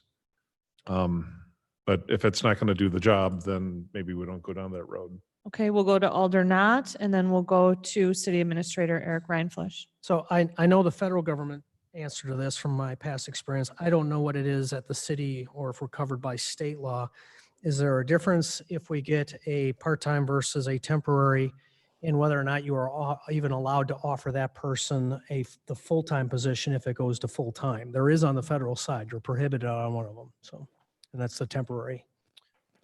from our standpoint, it would be the contract for the agency that we would hire a temp through. Okay, so what I'm saying is if we're trying to save some money with a part-time or what have you, at some point, you still want to go full-time, I assume, and would that person be able to compete for the job who is now experienced doing it? Again, generally depends on sort of the contract that the master contract that we sign with the staffing agency. Okay. Some will say you have to employ them for a certain number of hours and you can't hire them prior to that. And without the master contract, I couldn't tell you that's the case. Okay. Some we could actually, hire as temp to hire. That's a different payment that you would have with the agency. Eric, I think Amanda wants to answer that question. That's why she's here. I just want to clarify, he's correct as far as a temporary employee goes, but I think you asked a temporary versus a part-time. We would not have the same issue with a part-time employee if we directly hired a part-time employee and then brought them up to full-time. That would be a possibility. Okay. Correct. Okay. And then Eric, did you have something you wanted to say? I did. We have not been able to move forward on the item on the agenda, but we do have a plan to at least start bringing possibly up to 2 positions in the public safety in 2020 while still hiring these positions at this point in time. So again, that's a little ahead of the time, but it's not all 6 or none, either or proposition. It is potentially in terms of decision here, we could increase the opportunity to do more than 2 in this year. But regardless of I don't think there's any way we'll be getting all 6 this year. That a good chunk of that will then be part of the budget plan. Okay. Alder Wolf. Thank you, Your Honor. To keep things moving forward, I will make a motion that we direct staff to go ahead and fill the assistant fire chief position.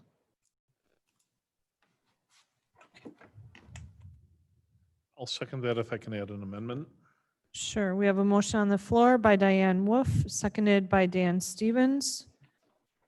Under discussion, Alder Stevens. I'd like to add a friendly amendment that the authorization to fill the assistant fire chief, in addition, we authorize the filling of a part-time finance clerk. Also that all remaining positions will be open and unfilled until feasible or at least determined after the October budgetary process. Okay, that's a very long friendly amendment. So if you, if that's how you want to do it, then withdraw and start over. Just put it plainly. I'll take back my motion, if you'll take back your second. Just start over. You have to take your. I'll take my second back. Begrudgingly. All right, so I move that the Onalaska Common Council approve the immediate filling of an assistant fire chief and a part-time finance clerk with the remaining positions to remain unfilled until deemed feasible after the October budgetary process. I will second that.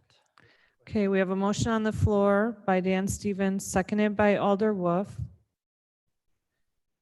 to immediately proceed with filling the assistant fire chief and the part-time finance clerk positions, and to leave the remaining vacant positions, evaluate the potential for filling the other open positions to the October Common Council meeting. And then I want to go to Eric so he can ask. So just kind of a point of order or distinction. You said October budget hearing, you said October council, but I think nothing is set in stone until the November budget hearing that Monday, that fateful Monday. So nothing really is determined in October. And this wouldn't have anything to do with the 6 new positions. That's going to be discussed under item C. Correct. Yeah. That would be my clarification. I know we don't have a second yet, but that's my clarification. When I hear all positions minus these very specific positions, that to me is all positions, including the vacant firefighters and police positions that we have under our current staffing Good point. levels. That was not the intention, so. Because Okay. there's only other one position, and that, the one that I mentioned, and that is the paralegal position. So it's not including the public safety positions. Okay, Chief Ashbeck, did you have a question? Thank you, Your Honor. Actually, I was just going to clarify that exact point that Mr. Reinflesch brought up. I wanted to make sure our vacant police officer position could be filled as soon as we had an eligible candidate. Thank you. Absolutely. That was the intention, and perhaps I should restate the motion. Okay, restate the motion. All with- Does it have to be withdrawn since you had a second? You are really working our new clerk tonight. She's earning her bucks. I think we can just have the maker of the motion clarify it, and then we'll confirm that the person, Diane, seconded that she still wants to. So let's just make sure we have it all clear. So the intention of the motion is to fill the assistant fire chief and a part-time finance clerk and allow the public safety positions that are already existing to proceed with hiring as normal. The remaining positions will be determined after the budgetary cycle. And I will keep my second. I like the budgetary cycle because we really need to get past the November budget hearing on Monday, that Monday, to know whether or not where are we at. So, yeah, I'm good with that. Okay, so then have the motion. And I just want to ask, what positions does that leave vacant then? Unfilled? Effectively, the one, and that's why I wanted to back up. I said, what you're saying is you're not filling the paralegal position. And the finance position is part-time. Part-time. Part-time, yes. So it probably would have been easier to do the motion in the actual opposite of the way we did it, but we like things complicated. Well, and the main reason why I originally said to keep things moving further, I just started with the fire chief, the assistant fire chief, to get something on the table. And if anyone else wanted to add any positions afterwards, they were certainly welcome to, but I just wanted to just start moving forward because I felt like we were stagnating. Okay, Those Alder- Complicated omnibus that's okay. motions. We've got all night, right, Joe? Alder not. I think it's been clarified, though. I mean, bottom line is what we're saying is we won't fill the paralegal and we're only going to fill the finance clerk as part-time for now.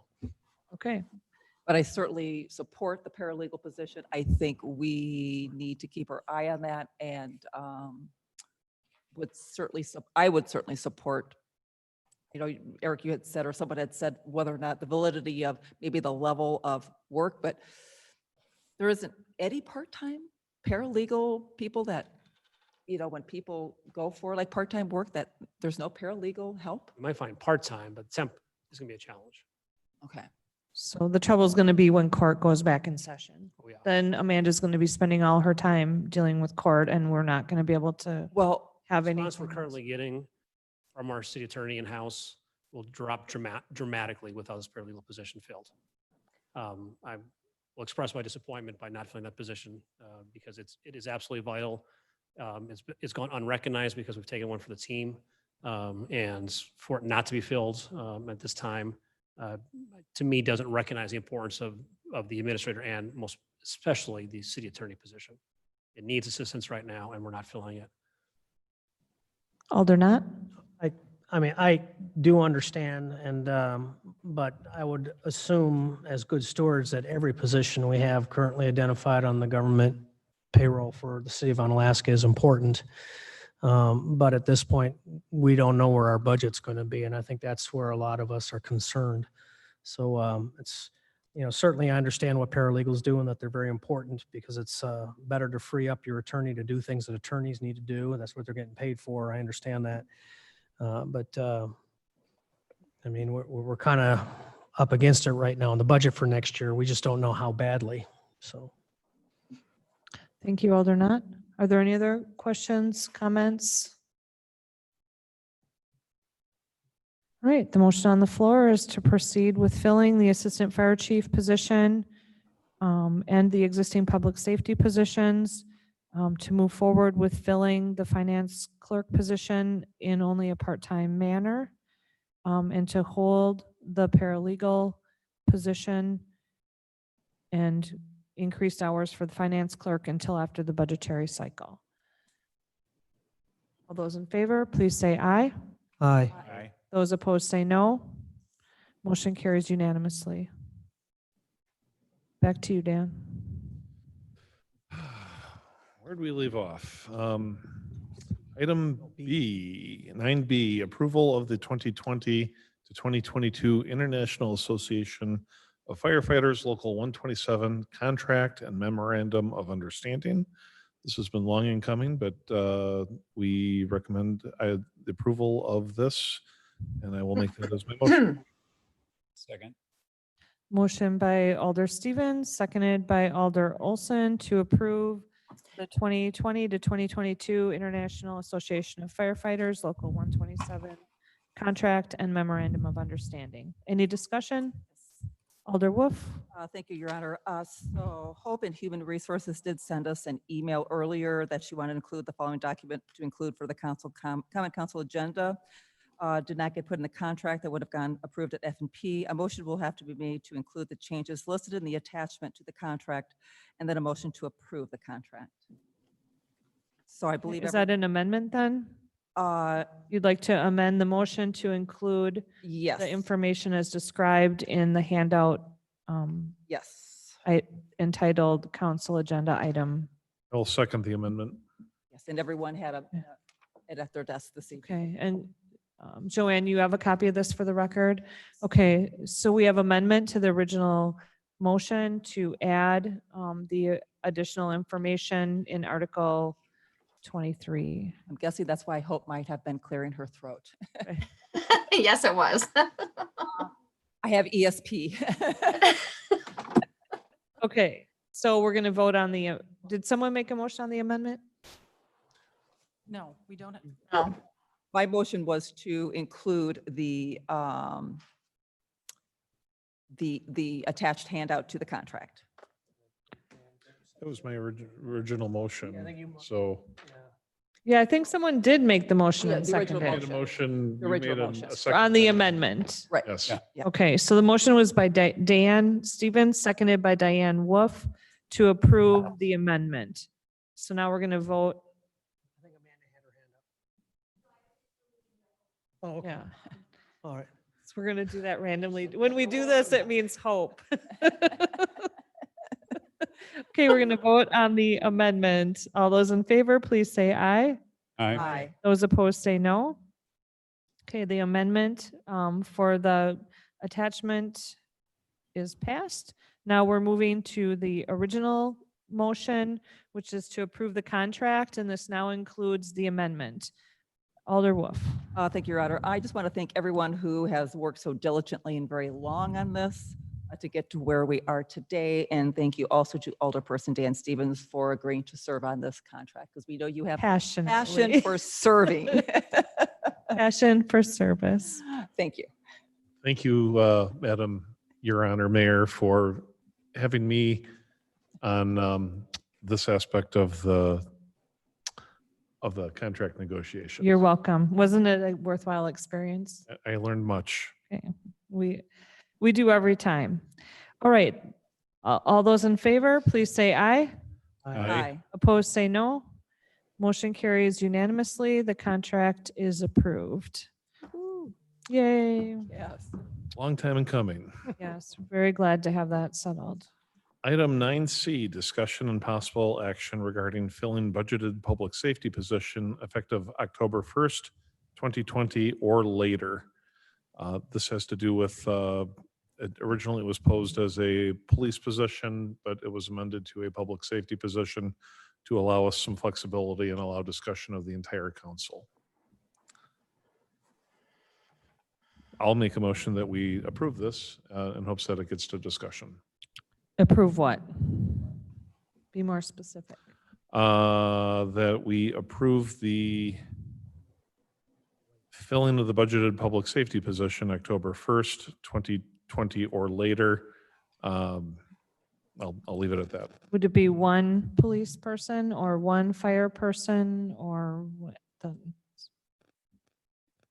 what would it be? Well, it's stated as a public safety position, so my preference based off of the earlier testimony, I think there is a greater need in the fire department. I really don't want to pit one chief against the other, but I think that this is what I'm hoping that discussion will unravel where the priority should be. If we could do more, that would be great, but we need to start the ball rolling at some point. So if you prefer, I will make a motion that we fill a budgeted firefighter position October 1st, 2020 or later. I will second that for discussion. Okay, so we have a motion by Alder Stevens, seconded by Alder Wolf to fill one of the public safety positions, and that would be one police officer. Correction, point of order, I believe it was a firefighter position. Clearly said police. Oh, did he? I thought he said firefighter. Did he? What do you think he said? I don't know, I'm getting tired. My hand's getting really tired. Well, I just want to restate the Everyone else said motion. fire. What did you have? You had fire? Okay, my bad, sorry. Okay, we have a motion by Dan, seconded by Diane Wolf. Alder Wolf. Thank you, Your Honor. I'd like our city administrator to weigh in because he had mentioned early, he alluded to a possible proposal. So I'd like to hear that. The conversation at FNP was the desire to have one person in the public safety departments brought forward, and it was discussed that we think with the October hire date, we can make that fit in the current budget. Chief Ashbeck had pointed out that there is resignation in his department. Even with the hiring process, they'll take some time to get that position filled. In no way is it offering to not fill that position or to use it somewhere else. But that gap of a deferred wages could also be used in 2020 for hiring a position. In my mind, a second position as well. Ultimately, the question at hand, though, is really if you desire to do more than the two. I mean, we're always under the budgetary constraints, but that's the whole point of the item two items ago, and this item is what are the council priorities, and the budget, current year and going forward will be changed to match those priorities. So really, if the goal is even more than the two, that's fine, that's your purview, and we'll make the changes necessary to make that happen.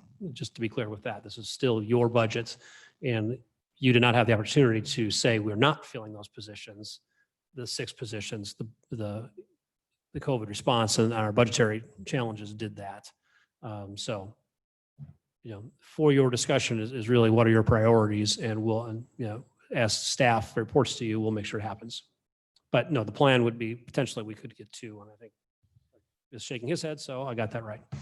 Yep, and I just want to follow that up because I am the one that brought forward the suggestion of hiring one police officer with the start date to be October 1st or later. And my intention with that, in looking at the current vacancies and talking with the chiefs and listening to their needs, is that we would hire the one police officer, and then the next priority would be to fill 3 firefighting positions before then coming back to get, by the end, the goal is by the end of 2021 to have all 6 of these people on board. I mean, my vision for that hasn't changed, although maybe if yours has, that's something you'll need to communicate with the rest of us. But so that was kind of my philosophy, looking at their staffing patterns and the other vacancies that they're trying to fill and everything else that was going on. That was the pattern I saw, is 1 police and then 3 fire, and then back to either police or fire as the budget were to allow. But that was the shopping list I had. Who would like to speak next? Alder Stevens? I guess I have 2 questions. One would be for Fred, if he's up in the cloud. How comfortable is finance department with filling the 2 positions? I would also say we should be cognizant if we're holding off on filling some other city positions and jump at the chance to do a public safety position. We need to be very careful and precise as to what we're doing and why. But I would also love to hear from the chiefs as to if there's any differences in the training process. So if we hire 3 firefighters at the same time, is there a benefit to having a new assistant chief on the force, and B, is it easier to train them all at once, or is it individually? And secondly, for the police department, then the same question. Is it easier to train individually or all at once? Okay, so who wants to go first? Chief Ashbeck from the police department will address the council. Thank you for that question. For our department, we train individually, so there is no advantage to hire in a group type setting. And frankly, hiring 2 officers, roughly at the same time, we could easily accommodate that. So I would very much appreciate if we had that opportunity. Thank you. you. And Alder Chief Goody? Okay, so from the fire department stance, I think personally it's a big win getting to 5 per shift as we talked about. If we did bring on 3 and there was a way we could bring on 3, we could set up our in-house academy and kind of run all 3 through at the same time. So, but I would not want to lose any positions, which is why if there were 1 position, obviously you would want to jump on it. But training 3 at one time, that would probably work pretty good with the shifts. Because typically when we bring a new firefighter on, they're working 8 to 5, 40 hours a week. And they would train for several weeks and then they would be assigned to a shift. Okay. A follow-up question for Mr. Goody, our Chief Goody. Knowing that we're not going to be able to hire 3 positions all at once, are you saying that you'll take them as they come as a preference that to waiting to train them all at once? Well, I think if the mayor is stating that they would try and find a way to bring all 3 on, possibly early in 2021, I think that would be beneficial, but I don't want to lose any positions and go through 2021 and not have any positions coming into the fire department. Because as you know, if somebody leaves and you do get your staffing up to 4 per shift, or somebody gets injured, you always have that 1 shift that might have 5 where you could move somebody over. So, but I'm not gonna battle with the chief on positions. I just want to get my staffing back up and then focus on those additional 3. However, that works into the budget process. Alder Wolf? Thank you, Your Honor. So don't leave just yet. So what I'm hearing is that we could hire 2 public safety positions. I'm just wondering what council would think if we hired 1 fire and 1 police. And if people are amenable to that, if we are amenable to that, to maybe the motion maker takes away the motion, we can make a new motion, because right now it's just for 1 position, unless we just want to take 1 at a time. So I don't care, but I'm going to be going on record. I will be supporting 1 fire, 1 police officer this evening. Alder Knott? Thank you. And thank you, Diane. I was going to go the exact same route with 1 caveat. I wanted to know budgetary, what that means if we do 2 versus 1, and can we do it?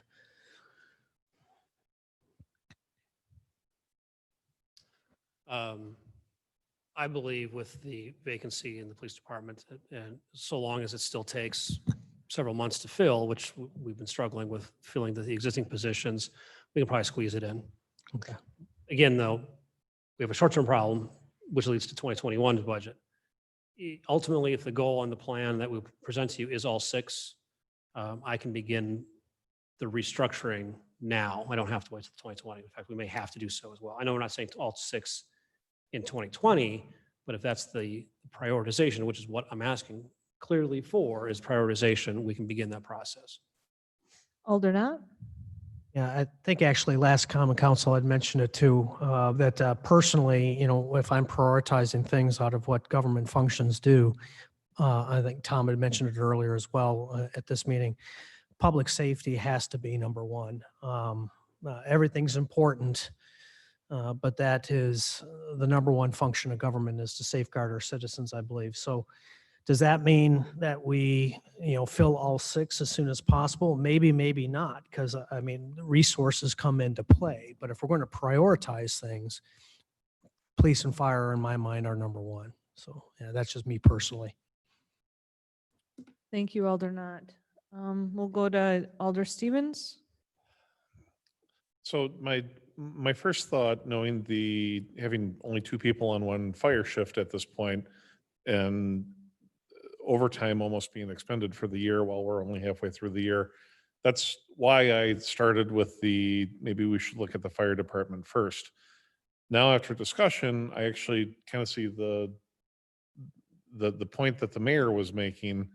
So if we budgeted to approve one position and it was a police position this year, and then we wanted to bring 3 firefighters on in 2021, my question to the city administrator is, how realistic is it to start the 3 shifts for the 3 positions if we were to hire them at once in 2021? Are we looking at spring, or are we looking at maybe we have to wait and see what the budget looks like, or is this something that potentially could get dragged on to later, which we don't want to do? Well, the things that are going to affect that are the starting date of those 3 people, and if you're still committed to the other positions within the same year. But I'll turn it to Eric. Right. I mean, the budgets are always perspective. You're forward thinking, you're making assumptions based on current status and going forward. So we always knew 2021 would be a challenge, even prior to the 2020 budget. But we were confident enough under the normal circumstances that we would be able to do it. Signing of the contract, the cost of signing the contracts caught us by surprise. And the biggest surprise of all, of course, is the COVID-19 pandemic. The challenge we're facing for 2021 is, once again, we're standing where we are today, trying to be perspective about what the future holds again. And, as much as we do our best to be accurate with forward thinking, I mean, if we could all predict the future, none of us would be sitting here, we'd all be playing lottery and being wealthy, right? So we will certainly make our best attempts going forward. So my long way of saying, though, is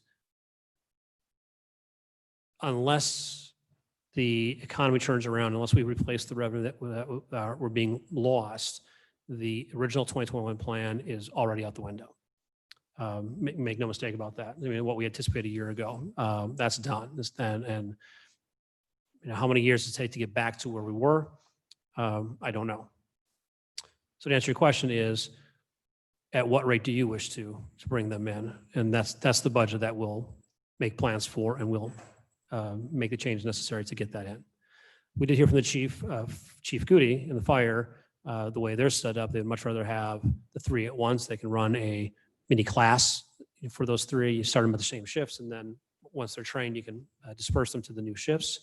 We also heard from Chief Ashbeck in the police department that really 1 or 2 at a time is the best way that you can ensure that they're brought up to the high standards that we expect of our employees here. So again, the priorities and I think how the chiefs would rather have those employees come in would dictate the rest of the response for the budget. Thank you, Eric. Alder. Okay. And again, I wouldn't mind hearing from Chief Goody again, but I think I already kind of understood what he was saying, but I'd like to hear it again. If we were able to find it within the budget to do 1 fire and 1 police, sooner, effective 1 October 2020 or later, and then get the 2 additional firefighters later, I'm assuming that would be more desirable for you. Yes, he's shaking his head north-south, so there you go. So I want to go back to something that Chief Goody had mentioned before with his current shifts. Prior life, of course, I had fire department underneath me when I was out at Fort McCoy, so I got to interact with them at a very close level. When I'm hearing was it 3-3-2? Is that what I heard? Or was it 4-3-2 on the shifts for what you're managing? Currently, it's 4-3 and 2. 4-3-2. 2 vacancies, but Yeah. remember too, and I didn't mention this, August 3rd is the start date for one of those vacancies. So Okay. that's going to help. So that And then the assistant will chief. be assigned to the 1 shift that's shorter. That's what 2. Okay. And Yeah, that's far less than- another person is on medical leave. Okay, right. I heard that too, for up to 6 months. And it could be a month, 2 months, we don't know, but Up to 6 months is what I heard. Yeah. and we're moving yeah. forward with the hiring of the 2nd vacancy. The offer's been accepted, so the background. Okay. And you have another one coming on, plus the assistant fire chief that we already approved. Okay, That that's would put us at 4, 4, and 4, and then we'd be back to where. far less unacceptable situation. So I won't say a good situation, but it's getting there. Yes, okay. Okay, all right. Okay, I think Chief Ashbeck wants to add something. Thank you. I don't want to get in the business of going back and forth with the fire chief. I think we both agree. These are important positions. I just want to note that we are also running 2 staff persons short. So I have 2 shifts that are under their normal staffing amounts. So that affects officers, Mhm. the amount of overtime and whatnot either. So I just wanted to point that out, that we are running 2 shifts short as well. And how long has your department had the number of sworn officers that you have now? It has been 20 years since we've added any positions within our department, Yeah. and all of you have been around here a lot more than I have, but I know that in the dozen or plus years I've been here, the population has gone up, and certainly in 20 years, our calls for service and demands for call have gone up as well. So we've been working with the same amount of staff that entire time. So I think we've reaffirmed tonight why the 6 positions were added to this year's budget. Thank you. Thank you. Aldernott? Based on what I'm hearing right now, I guess I'm leaning more towards the 1 police officer. Yeah. Okay. Any other discussion? Alder Stephens?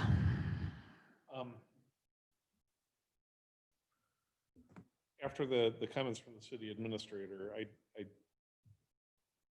I think if we went with the 1 police officer now as part of the plan to start the ball rolling, that gives us a little bit more flexibility than starting 1 of each. But I feel strongly that we need to address the firefighter positions, and I think there's a lot of merit to doing the academy and training them at once. But I'm a little nervous leaving that open to chance as to if that starts or not. So based off of discussion, I think the approach that we want to take is start with the 1 police officer now, do 3 firefighter positions, hopefully sometime between, before April 1st. And then as the course of the year goes on, then we plug in those other police officer positions. What I'm hearing is if we make that the priority, that can happen, but there's a lot of questions as to the budget. We know that 2021 is not going to be a fun year for us to navigate through. And I don't want to take any existing positions at City Hall and make things more difficult where we have to furlough or eliminate other positions. So we have some really big challenges. If maybe not an assurance is what I'm looking for, but kind of a general nod that we could start with the 1 police officer in the spring, do the 3 firefighters, and then see what the rest of the year looks like. I believe I'm inclined to go with that unless I heard large objections or things that we need to be concerned about, where that's a really bad idea from staff. But the will of the council is, I think we should just get a consensus. I think everybody wants the same thing. It's just what order do we get there? Alder Smith? I'd like to ask the chief, Goody, what's the chances of getting 3 candidates for a class all at one time? Do you have any idea of what? Okay, so you do have a pool. Okay, okay. Because I think that would too. I mean, if we say 3 and we can't get them, but if you're comfortable that you could get a class of at least 3, do them all at the same time, it would make sense for you. Okay, Aldernott, and then let's wrap this up. Yeah, I think we have the motion and a second on the floor for 1 firefighter is my understanding. I think I'd like to propose an amendment that we change firefighter to police officer. Okay, we have an amendment on the floor. Is there a second? I'll second that. So we have a motion by Aldernott, seconded by Alder Smith, to amend the wording of the motion on the floor to be 1 police officer rather than 1 firefighter. So they would have the motion be to fill the budgeted police officer position effective October 1st, 2020 or later. That is the motion, the amendment on the floor. Is there discussion on the amendment? Eric? I'll leave it to the person that made the original motion. But generally, amendments aren't allowed under Robert's rules if it changes the original intent of the original motion. And I think that would be changing the original motion. I think that. Okay. with- So with- we'll declare the amendment invalid, Okay. and then we can, I'll make a new motion to hire one firefighter, one police officer, starting October 1st, 2020. for We the- have a current Yeah. motion on the We floor just we need resolved. to resolve. we took off So- the amendment. Right, so if Oh. Dan wants to withdraw his I'm sorry, I original thought we had- motion and the second, So I would. Either we have to consider- vote it down or we have to withdraw it now. Um, Alder Stevens. So I would consider withdrawing the motion. I would kind of like to get maybe a visual head nod or no from the chiefs. Based off the intent of what the discussion was, is the plan presented by council that may happen if I withdraw this motion, is that amenable to both departments? Okay, I will withdraw my motion. I will withdraw my second, make a new motion that we fill one police officer, one firefighter effective October 1st, 2020 or later. I'll second. Okay, so we have a motion on the floor by Diane Wolf, seconded by Stephen Knott, to proceed with filling one police and one fire position effective October 1st. We'll let Diane retain the floor. Thank you. So I'll do the same thing as Alder Stevens. So if I were to look at our two chiefs in the audience with a head nod, would you both be amenable to that? I mean, that's kind of I think we all need bodies, and I just want to go on a record. I said something earlier this, I guess this last Wednesday at F&P. And I'll stand by that, and I'll can always. you move into your mic? Oh, I'm so sorry. It's just getting long. I need to lean back because I'm tired. Sorry. Is that I believe this council, none of us want to pit department against department. And I think we all bring to the table our opinions and feelings, and I feel very comfortable with this council openly talking about what we feel about the city of Onalaska and doing right by it. And just talking with both chiefs recently, both of them, I kidded Chief Ashbeck just last week that I think that the two chiefs have the same script they're reading from, because I see two chiefs on fire and police who are sincerely working together. And I, for one, could not be happier to see that. So just wanted to put that out there. I think the city of Onalaska is heading in an excellent direction for the first time in many years, and I couldn't be happier about that. But I think we would do well by filling one position each, and that's why the purpose of my motion this evening. Thank you. Thank you. Alder Smith? Yeah, I'd like to support that too. I think, Diane, you're right on track. And I think it sends a good message. I mean, they're both important, very important, both fire and police. We all know that, and we can't fill everybody. But I think the message is that let's at least get one going on each side. I think it sends a nice message that we support both sides, and let's get that going, and then hopefully we can catch up with the rest later. So I'll support that. Okay, Alder Knott? Again, I seconded so that we would have this discussion. Just a reminder that we did approve a fire position earlier. So there is one already there. And so we're actually approving 2 fire and 1 police if this motion passes, because we approved the assistant chief earlier.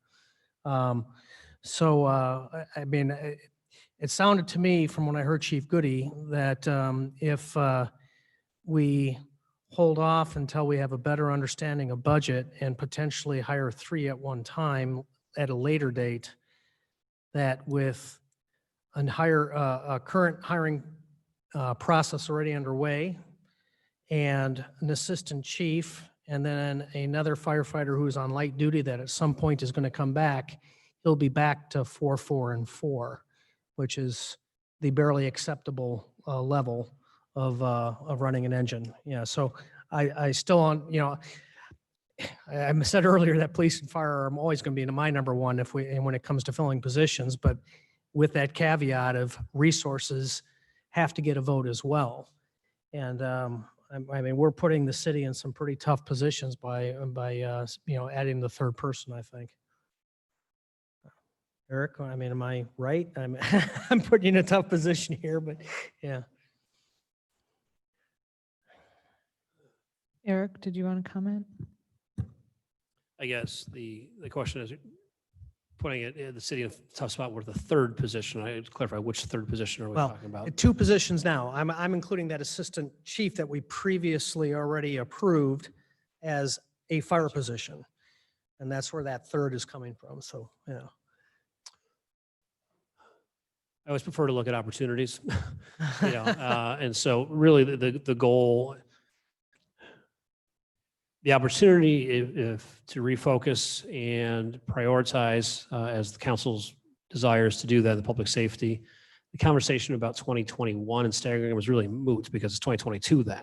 If you stagger them in 2021, you're setting yourself up for failure in 2022. And so I guess that's a roundabout way of answering your question to say, is at whatever points you can bring in budget-wise all three in all departments, that's when you should bring them in. In the short term, the third position, I believe we can squeeze it in, but without the actual financials, we know there's going to be an impact in 2021 regardless. And what, if it's challenging to get that second person or third person in, as you're stating, in, we'll find a way. That's our responsibility as administrator and finance director and HR. I mean, if I'm confident that we can do so, but if we can't, we'll find a way. And just for clarity, I thought Aldernaut was referring to not one of the, okay, just talking about the fire department. He was only talking about one of the new positions when you made that reference about the assistant chief and the currently vacant position in one of the three new people for a total of three. He wasn't saying three new people. No, I yes. think Eric misunderstood that maybe. It's my backdoor way of answering the question to say is yes, it'll be there. The overall plan to bring in all six now will have major impacts 21 and 2022. When it's appropriate to bring in three, I would suggest bring in three. If that's 2021, it's January 1st, 2021, because if you stagger them in 2021, you're gonna have to see, we're gonna be here a year from now worried about how do we get them all in 2022 since you're budgeting partial years only, right? So we're here to respond to what your priorities are. We'll make the changes necessary to make priorities. I'm confident that we can bring in as per the motion. However, if as we move forward with the budget, we can't fit the budget as requested, I will follow the prioritization and make the changes necessary. So I'm confident you can do it with the proposal of the motions at hand. If we can't, we're simply advancing the choices that we have to make in 2021 anyway. We'll make it happen. Okay. So, Alder Stevens? So previously we laid out the plan of one police, 3 fire, and then 2 police later. So if we go with the current motion, we have 1 and 1. Is there thoughts as to what the remaining 2 and 2 positions would look like in the following year? It would just go to the 2021 budget. That's what Eric was just describing. Right. He needs to budget the whole year for them. Whether they're filled or not is a different conversation, but he's going to budget them the whole year. Right. And so I think what he's trying to indirectly point out, we're really focused on police and fire right now, but when you commit to that, then he's going to go back to these other positions that are left vacant or reduced in hours. And then we're going to have a different inefficiency. We're going to have a city attorney who now is doing paralegal work and processing court documents. That's what I'm saying is that the decisions that we have to do in 2021 with either reorg or downsize or whatever it is to make that budget balance, we can advance that on this case-by-case basis in 2020 so that the positions that you decide you wish to hire, we'll make sure that get hired. But Mayor Smith is correct. I mean, not to sugarcoat that's substantial change. One way or the other, that's substantial change. Alder Wolf. Thank you, Your Honor. Chief Goody, I have a couple questions about the eligibility list. So I know that there are 7 on the list right now. And I think our handout said 7. Maybe that has changed since it's a few weeks old now. Because they hired one. Right. They hired Yes, one. Yes. So, so what does one have to do to get on the eligibility list? Have they already done the physical part? Yes. Okay. Everyone's through the physical part, either in-house or they submitted a CPAT, Okay. candidate physical agility test certificate. And what stands between someone moving from the eligibility list to getting hired? Background checks Background checks. and the psych evaluation. Okay, so I just want people here to understand that there may be 6 bodies on that list. That doesn't mean that, based on past experience, that all 6 of them are going to still be there, either because someone may not pass whichever test. They may have moved on, they moved across the country. Here's my concern. Bottom line is that if we have the ability to fill a police and fire this evening, I don't know what's going to happen come January. I don't know what's going to happen budget-wise. I personally am going to jump at the opportunity to fill 1 police and 1 fire, because come January, I don't know what that eligibility list is going to look like. It might be rosier. I doubt it. I think in a perfect world, to be able to train all 3 at once is ideal. The chance of that happening, no one can predict that. So that's why I personally am not banking on that possibly happening, because I just know with past eligibility lists that that doesn't always come to fruition. So that's why I'm supporting the 1 police and 1 fire this evening. Thank you. Okay, our motion on the floor is to move forward with filling 2 of the budgeted positions, 1 police and 1 fire, effective on October 1st, 2020 or later. Is there further discussion? All those in favor, please say aye. Aye. Those opposed, say no. Motion carries unanimously. Item 10, Judiciary Committee. Tom? Alder Smith? That's, Oh. yeah, that's. Oh, I'm backwards. Sorry, That's all Alder right. Not. Yep. Okay, so item A is the recommendation discussion on salary and expenses for common council and mayor. We received a memorandum from our attorney Amanda Smith I believe it was early this afternoon, that goes into greater detail than what's just in your packet. But bottom line is there's 4 options available that are short-term and 1 option that is long-term. Open up for discussion, but I personally believe we should be focusing our efforts on long-term solutions instead of short-term fixes. Any other discussion or? Go ahead and make a motion. Right.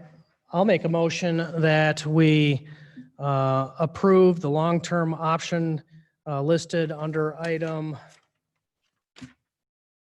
I guess it's under it's under its own item. Item B, long-term options moving forward, where it says that there will be a salary increase for all elected officials beginning with the April 2021 terms. The salaries that will increase by, I believe it was $100 a month for, and that the salaries then will be tied to the cost of living adjustment, and that all of that money is salary. There is no longer any expenses. You're expected to pay for your normal daily requirements out of that salary increase. Thank you. We have a motion on the floor by Alder Knott, seconded by Alder Stevens to adopt the long-term resolution that was presented for concerning salary and expenses for common council and the mayor.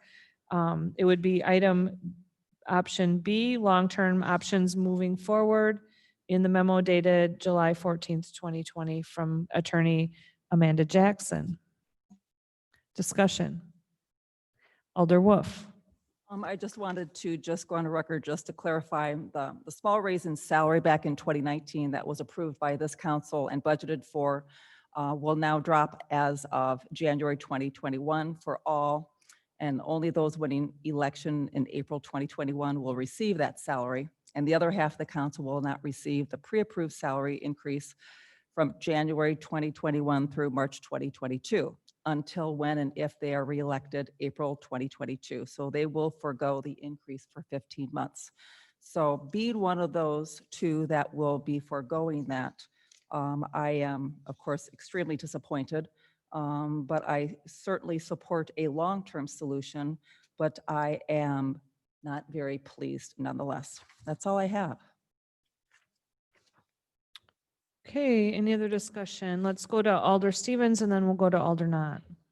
Thank you, Your Honor. I remember when this item came up last year, I spoke at length looking to have the essentially option B, although it was nice to see the COLA adjustment. I also spoke that it's not uncustomary for common councils that there's differing levels of activity based off of the position.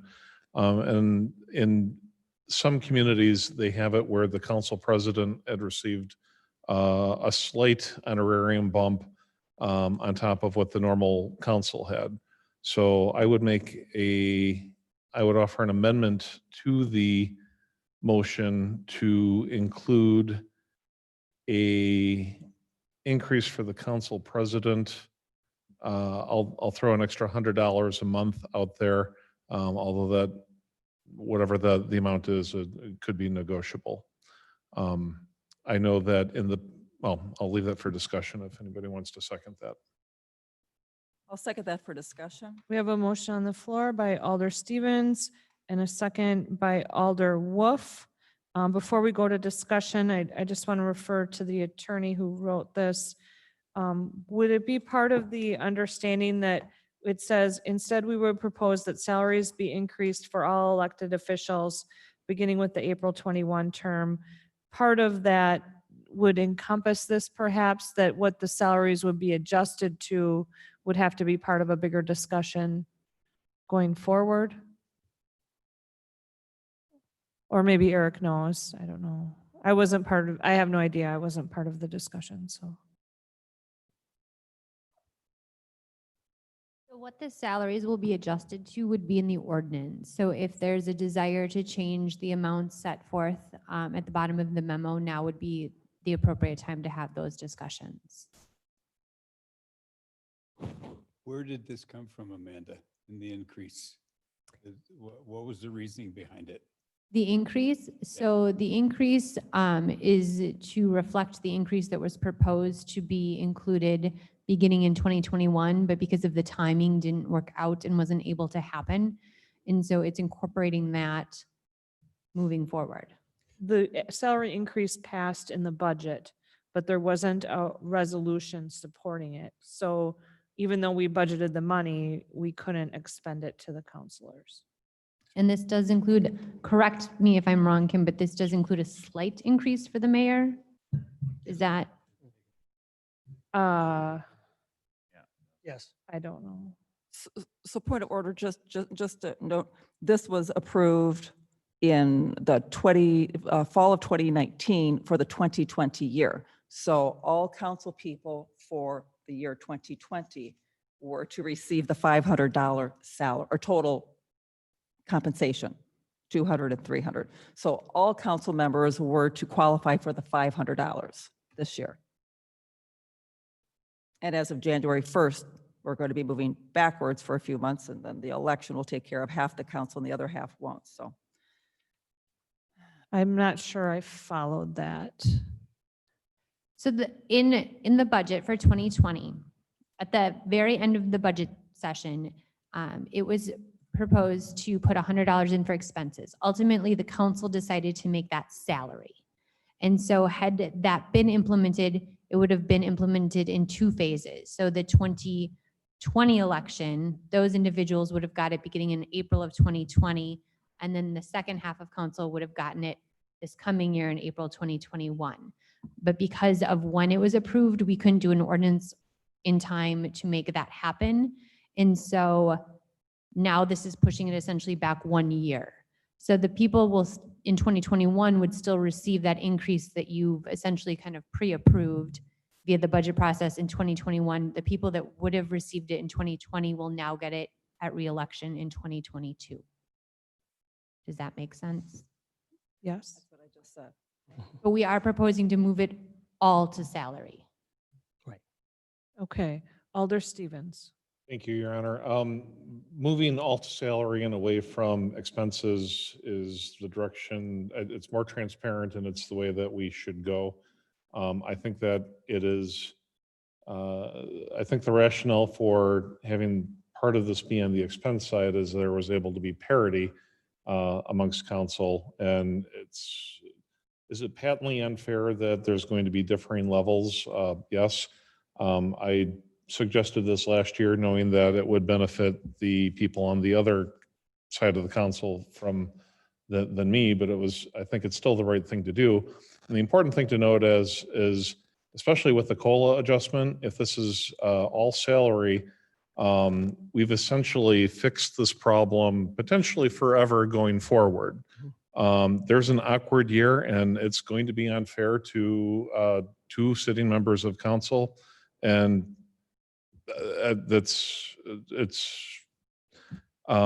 it's very unfortunate. But what department here has it to where they haven't had to make some sacrifices?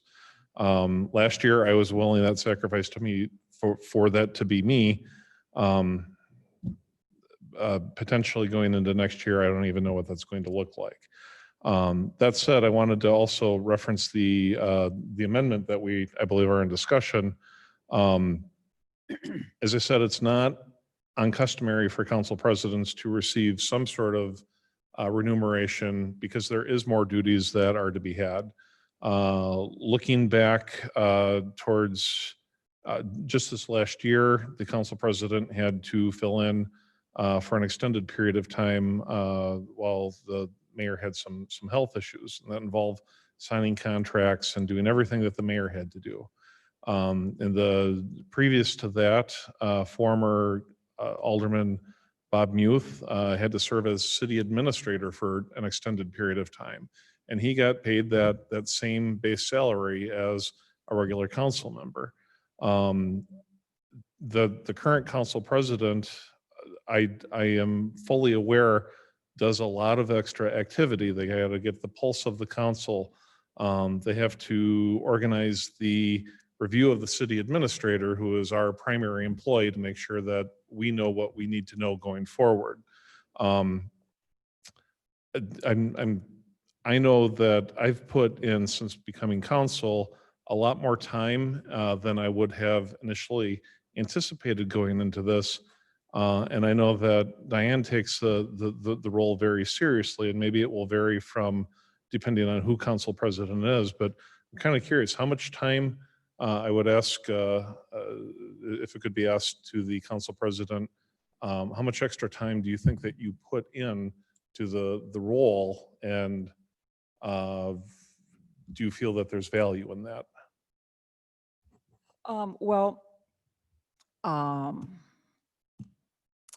First of all, where do I start? I know when Bob Muth, for example, went ahead, and I think he did the role of city minister, or had to fill in for, I think, probably over a year it was. I think that's why he was probably so glad when Eric came, he said, "Here you go." He was very glad to see you. I decided to, since this council decided not to put anything in for the council, for a council president this past year, I decided at the election in April to just kind of write down when there was a Zoom meeting or when there was a meeting or whenever I was called in, just to jot it down in a booklet. And through 3 months, I'm at almost 40 hours. And that's just in 3 months. And I willingly serve at the pleasure of this council, and I'm very proud to represent this council and the city of Onalaska. Whether I were to serve going forward next year or not, I would support some extra remuneration for a council president. It's not uncommon. I believe the city of La Crosse, they pay their council president an extra $200 a month. You look at La Crosse County Board, if their board members earn $700, their vice chair and second vice chair earn $1,400. They earn twice the amount. I can't go on record to know what they do, so I will never diminish what they do and what they bring to the table, because that's not for me to say, because I've never done their job. I have chosen to remain mute on the subject because I've been serving in this role for the last year and a half. Yeah. So I've chosen to be quiet about it. But thank you for asking. It requires close communication with the mayor, with our city administrator, with staff, and whether there was pay or not, I would continue to serve. But it would certainly go a long way to have a small stipend just for the job that it requires. Thank you, Diane. Thank Amanda Jackson? I just want to clarify with the amendment that the intent would be the $1,200 per year salary, and that would also have a cost of living increase as well. We would tie it to the same. I think that would be, I think the merit of the cost of living agreement, that council would receive the same amount as staff. There's a lot of wisdom in that because how the city, I mean, we're all part of the city, right? Yeah, no, I support it. I just everybody want to does, we're all in clarify this that's the together. intent.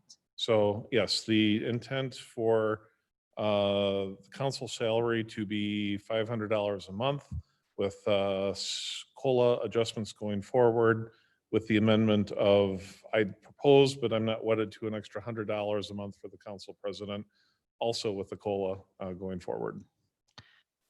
Okay, Alder Wolf. And as a follow-up to Dan's amendment, I'm assuming that that would be for council year, for the reelection, or for the election of the council president every April then. That would be starting in April. It's tied to the election, to the next election. Alder Olson. Thank you. This is my 23rd year here. And I served as common council president before, so I'm familiar with the role.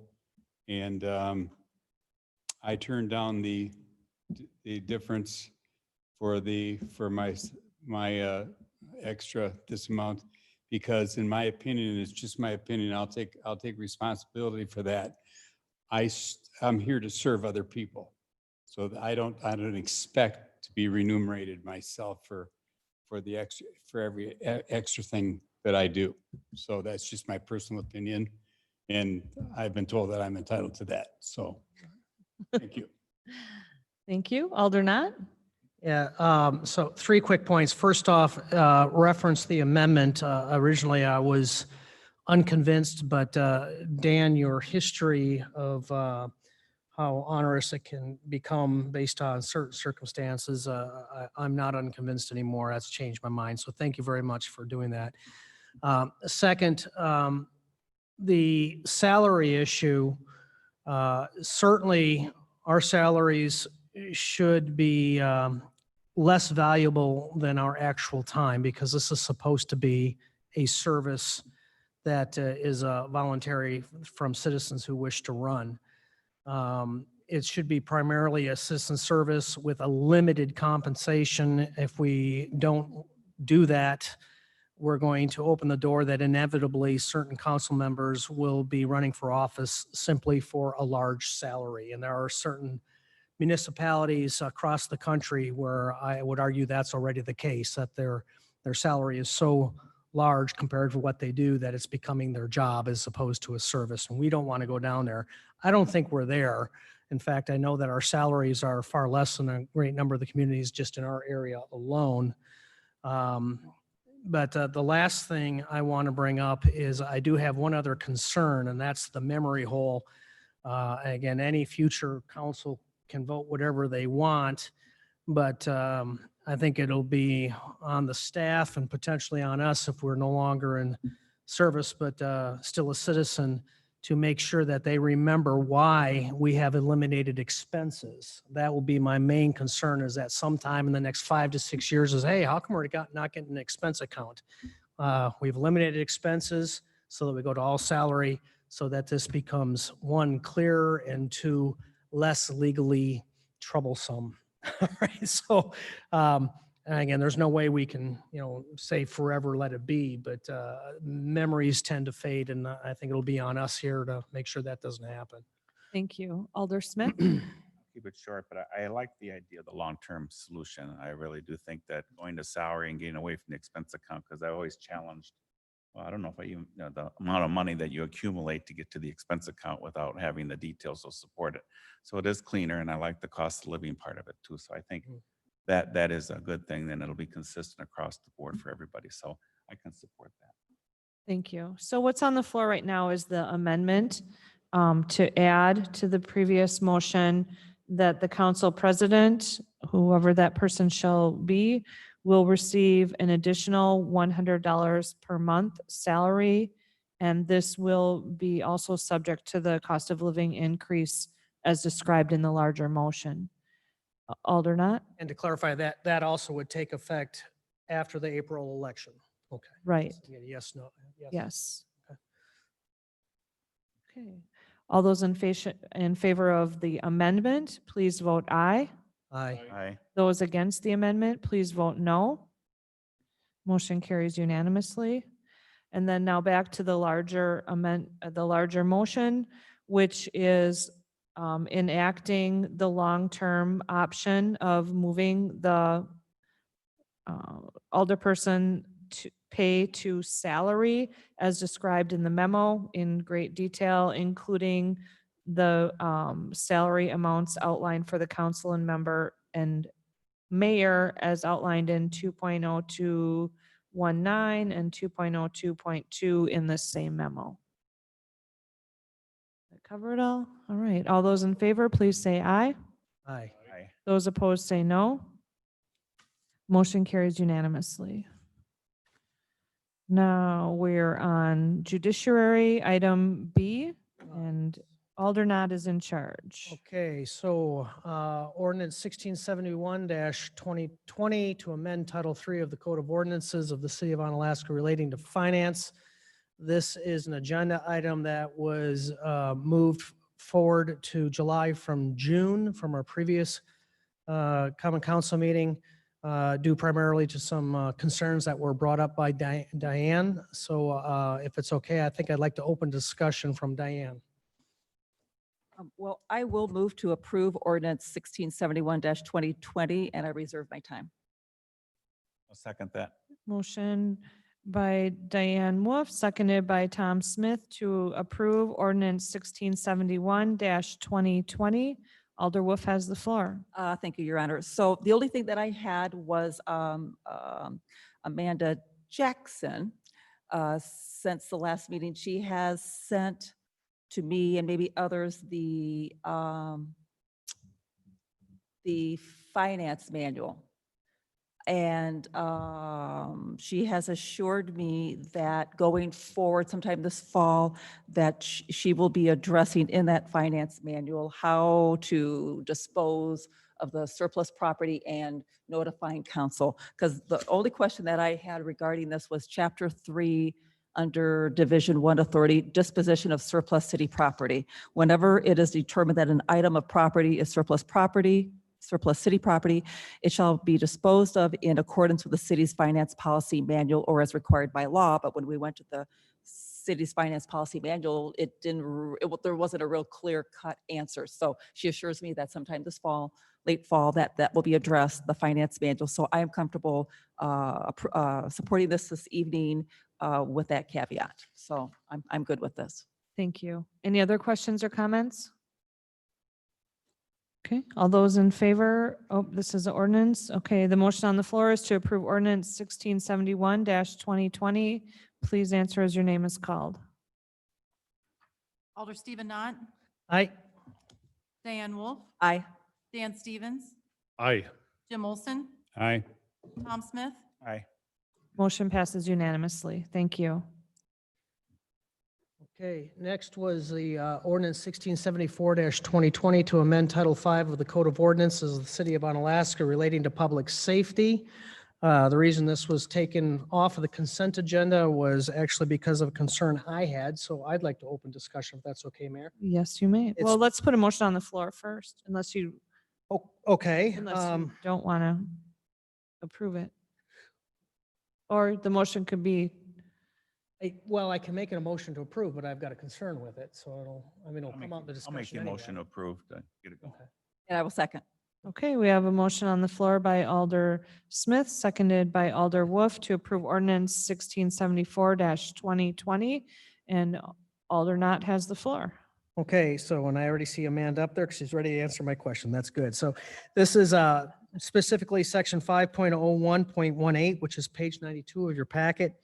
And in that, it talks about all persons in the city when called upon by any police officer or peace officer should promptly aid and assist them in the execution of their duties, and whoever shall neglect or refuse to give such aid or assistance shall be subject to the general penalty as provided in Title I of this Code of Ordinances. And my concern I'd mentioned in the A&J meeting was that if we're going to require them under penalty of law, that I had a question of whether or not citizens would then be covered by qualified immunity. So I do not believe they would be covered by qualified immunity. I don't think they meet the definition of an agent of the state in that situation. Wisconsin does have Good Samaritan law, and so there was a question of whether or not they would qualify under that. However, that's more of providing assistance on your own volition as opposed to being ordered to. I did have a discussion with Chief Ashbeck, and we would be comfortable removing that section from the ordinance. We don't think it's likely we would ever penalize somebody under that ordinance anyway. And in most cases, we would be asking for help, not ordering. Okay. Okay, so then you would like to make. I would like to make an amendment that we remove section 5.01.18. I will second that. Okay, we have a motion on the floor by Alder Knott, seconded by Alder Wolf to remove section 5.01.08 from ordinance 1674-2020. Did you say 0.08 or 0.18? 5.01.08, It's 0.18. 5.18. 5.01.18. There you go. Oh, okay, okay. Say that again. Thanks. I'm 5.01.18. just kidding. Come on now. Okay, so is there any discussion on the amendment? No.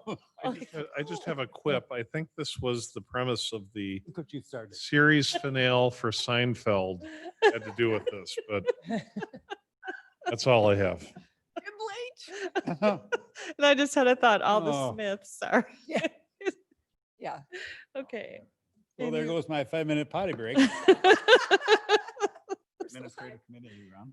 Okay, so we need to vote on the amendment. I'm going to have another. You're going to have another amendment? No, a question, just. Okay, so the amendment is to remove section 5.01.18. Point of interest, a yes Amendment? vote removes this? Yes, a yes vote removes this section. Although, oh, Amanda? Yes. Okay, I would have assumed, Oh. yes. Yes. okay. So we are going to remove this and renumber from the ordinance. That's Right. what we're voting on, and it's an amendment. All those in favor? Aye. Please. Does it have to be a roll call because it's an ordinance? It's just the amendment, though. Amendment. Okay. The main one is. Okay, and all those opposed? Motion carries unanimously on the amendment. Now we're going back to the original motion concerning the ordinance, and Alder Wolf has the floor.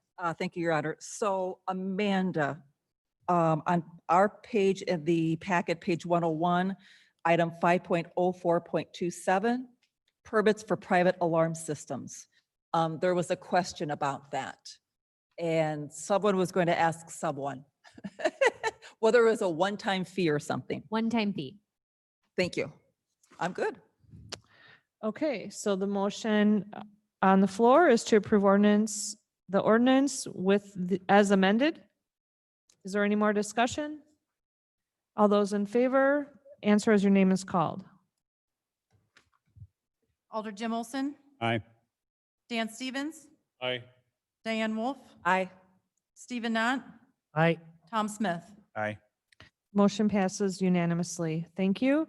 11, Administrative Committee, Tom Smith. Okay, we only have one quick one. Administrative 11A is approval of name, change of name agent for Manny's Mexican Cantina, Incorporated 301 Hampton Court, Onalaska to Linnea Rivera. I'll make a motion that we approve. I'll second.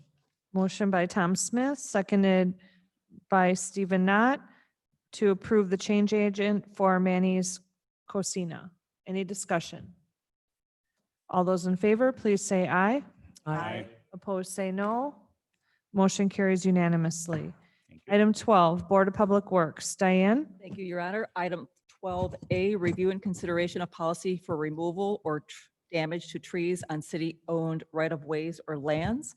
There is an updated version. There were a couple changes that were made, and I say that they have been made. So the Board of Public Works recommendation, and I will move to approve item 12A per our packet.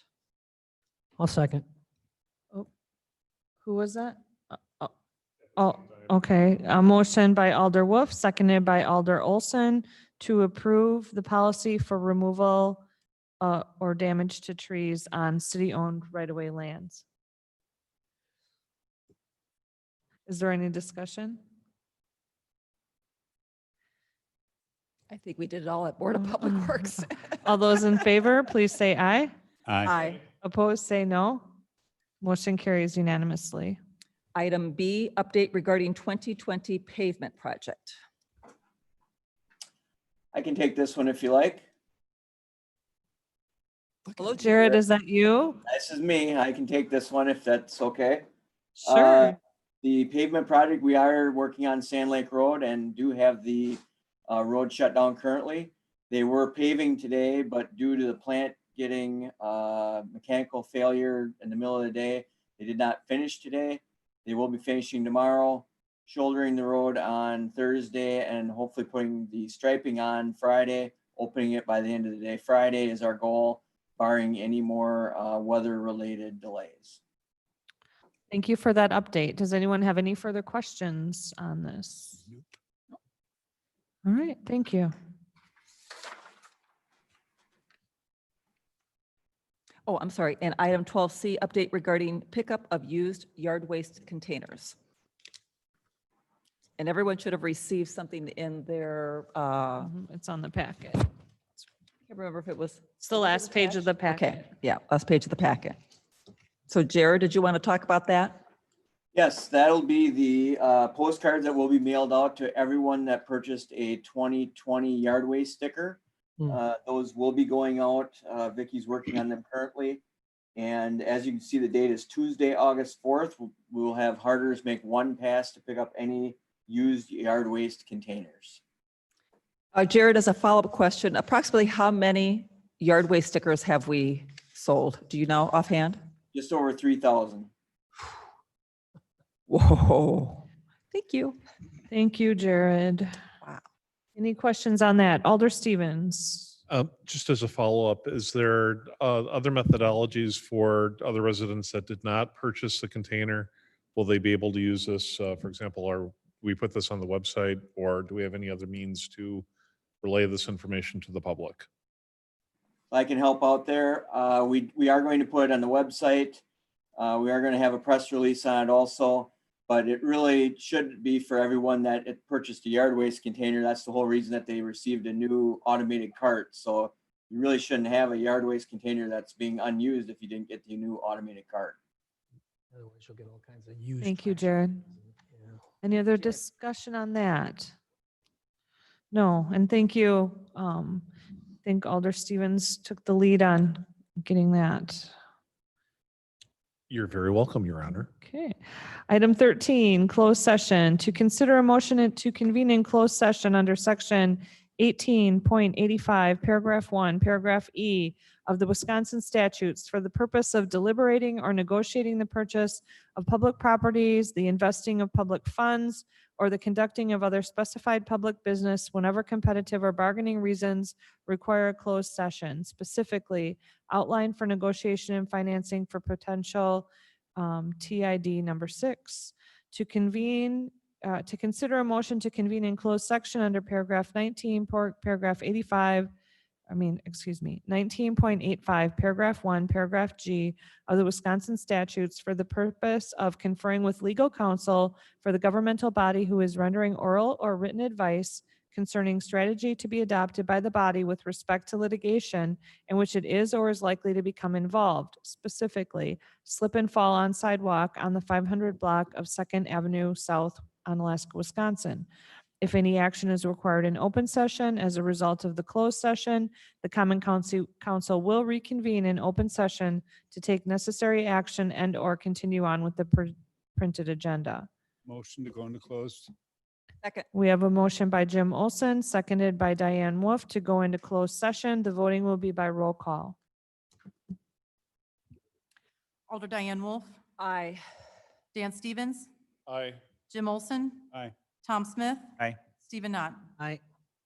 We are in closed session. The time is, 5 minutes. we are in closed session. The time is 9:42. Thank you. Stopwatch has started there, Jim. Okay, thank you. Stopwatch is running. Sure.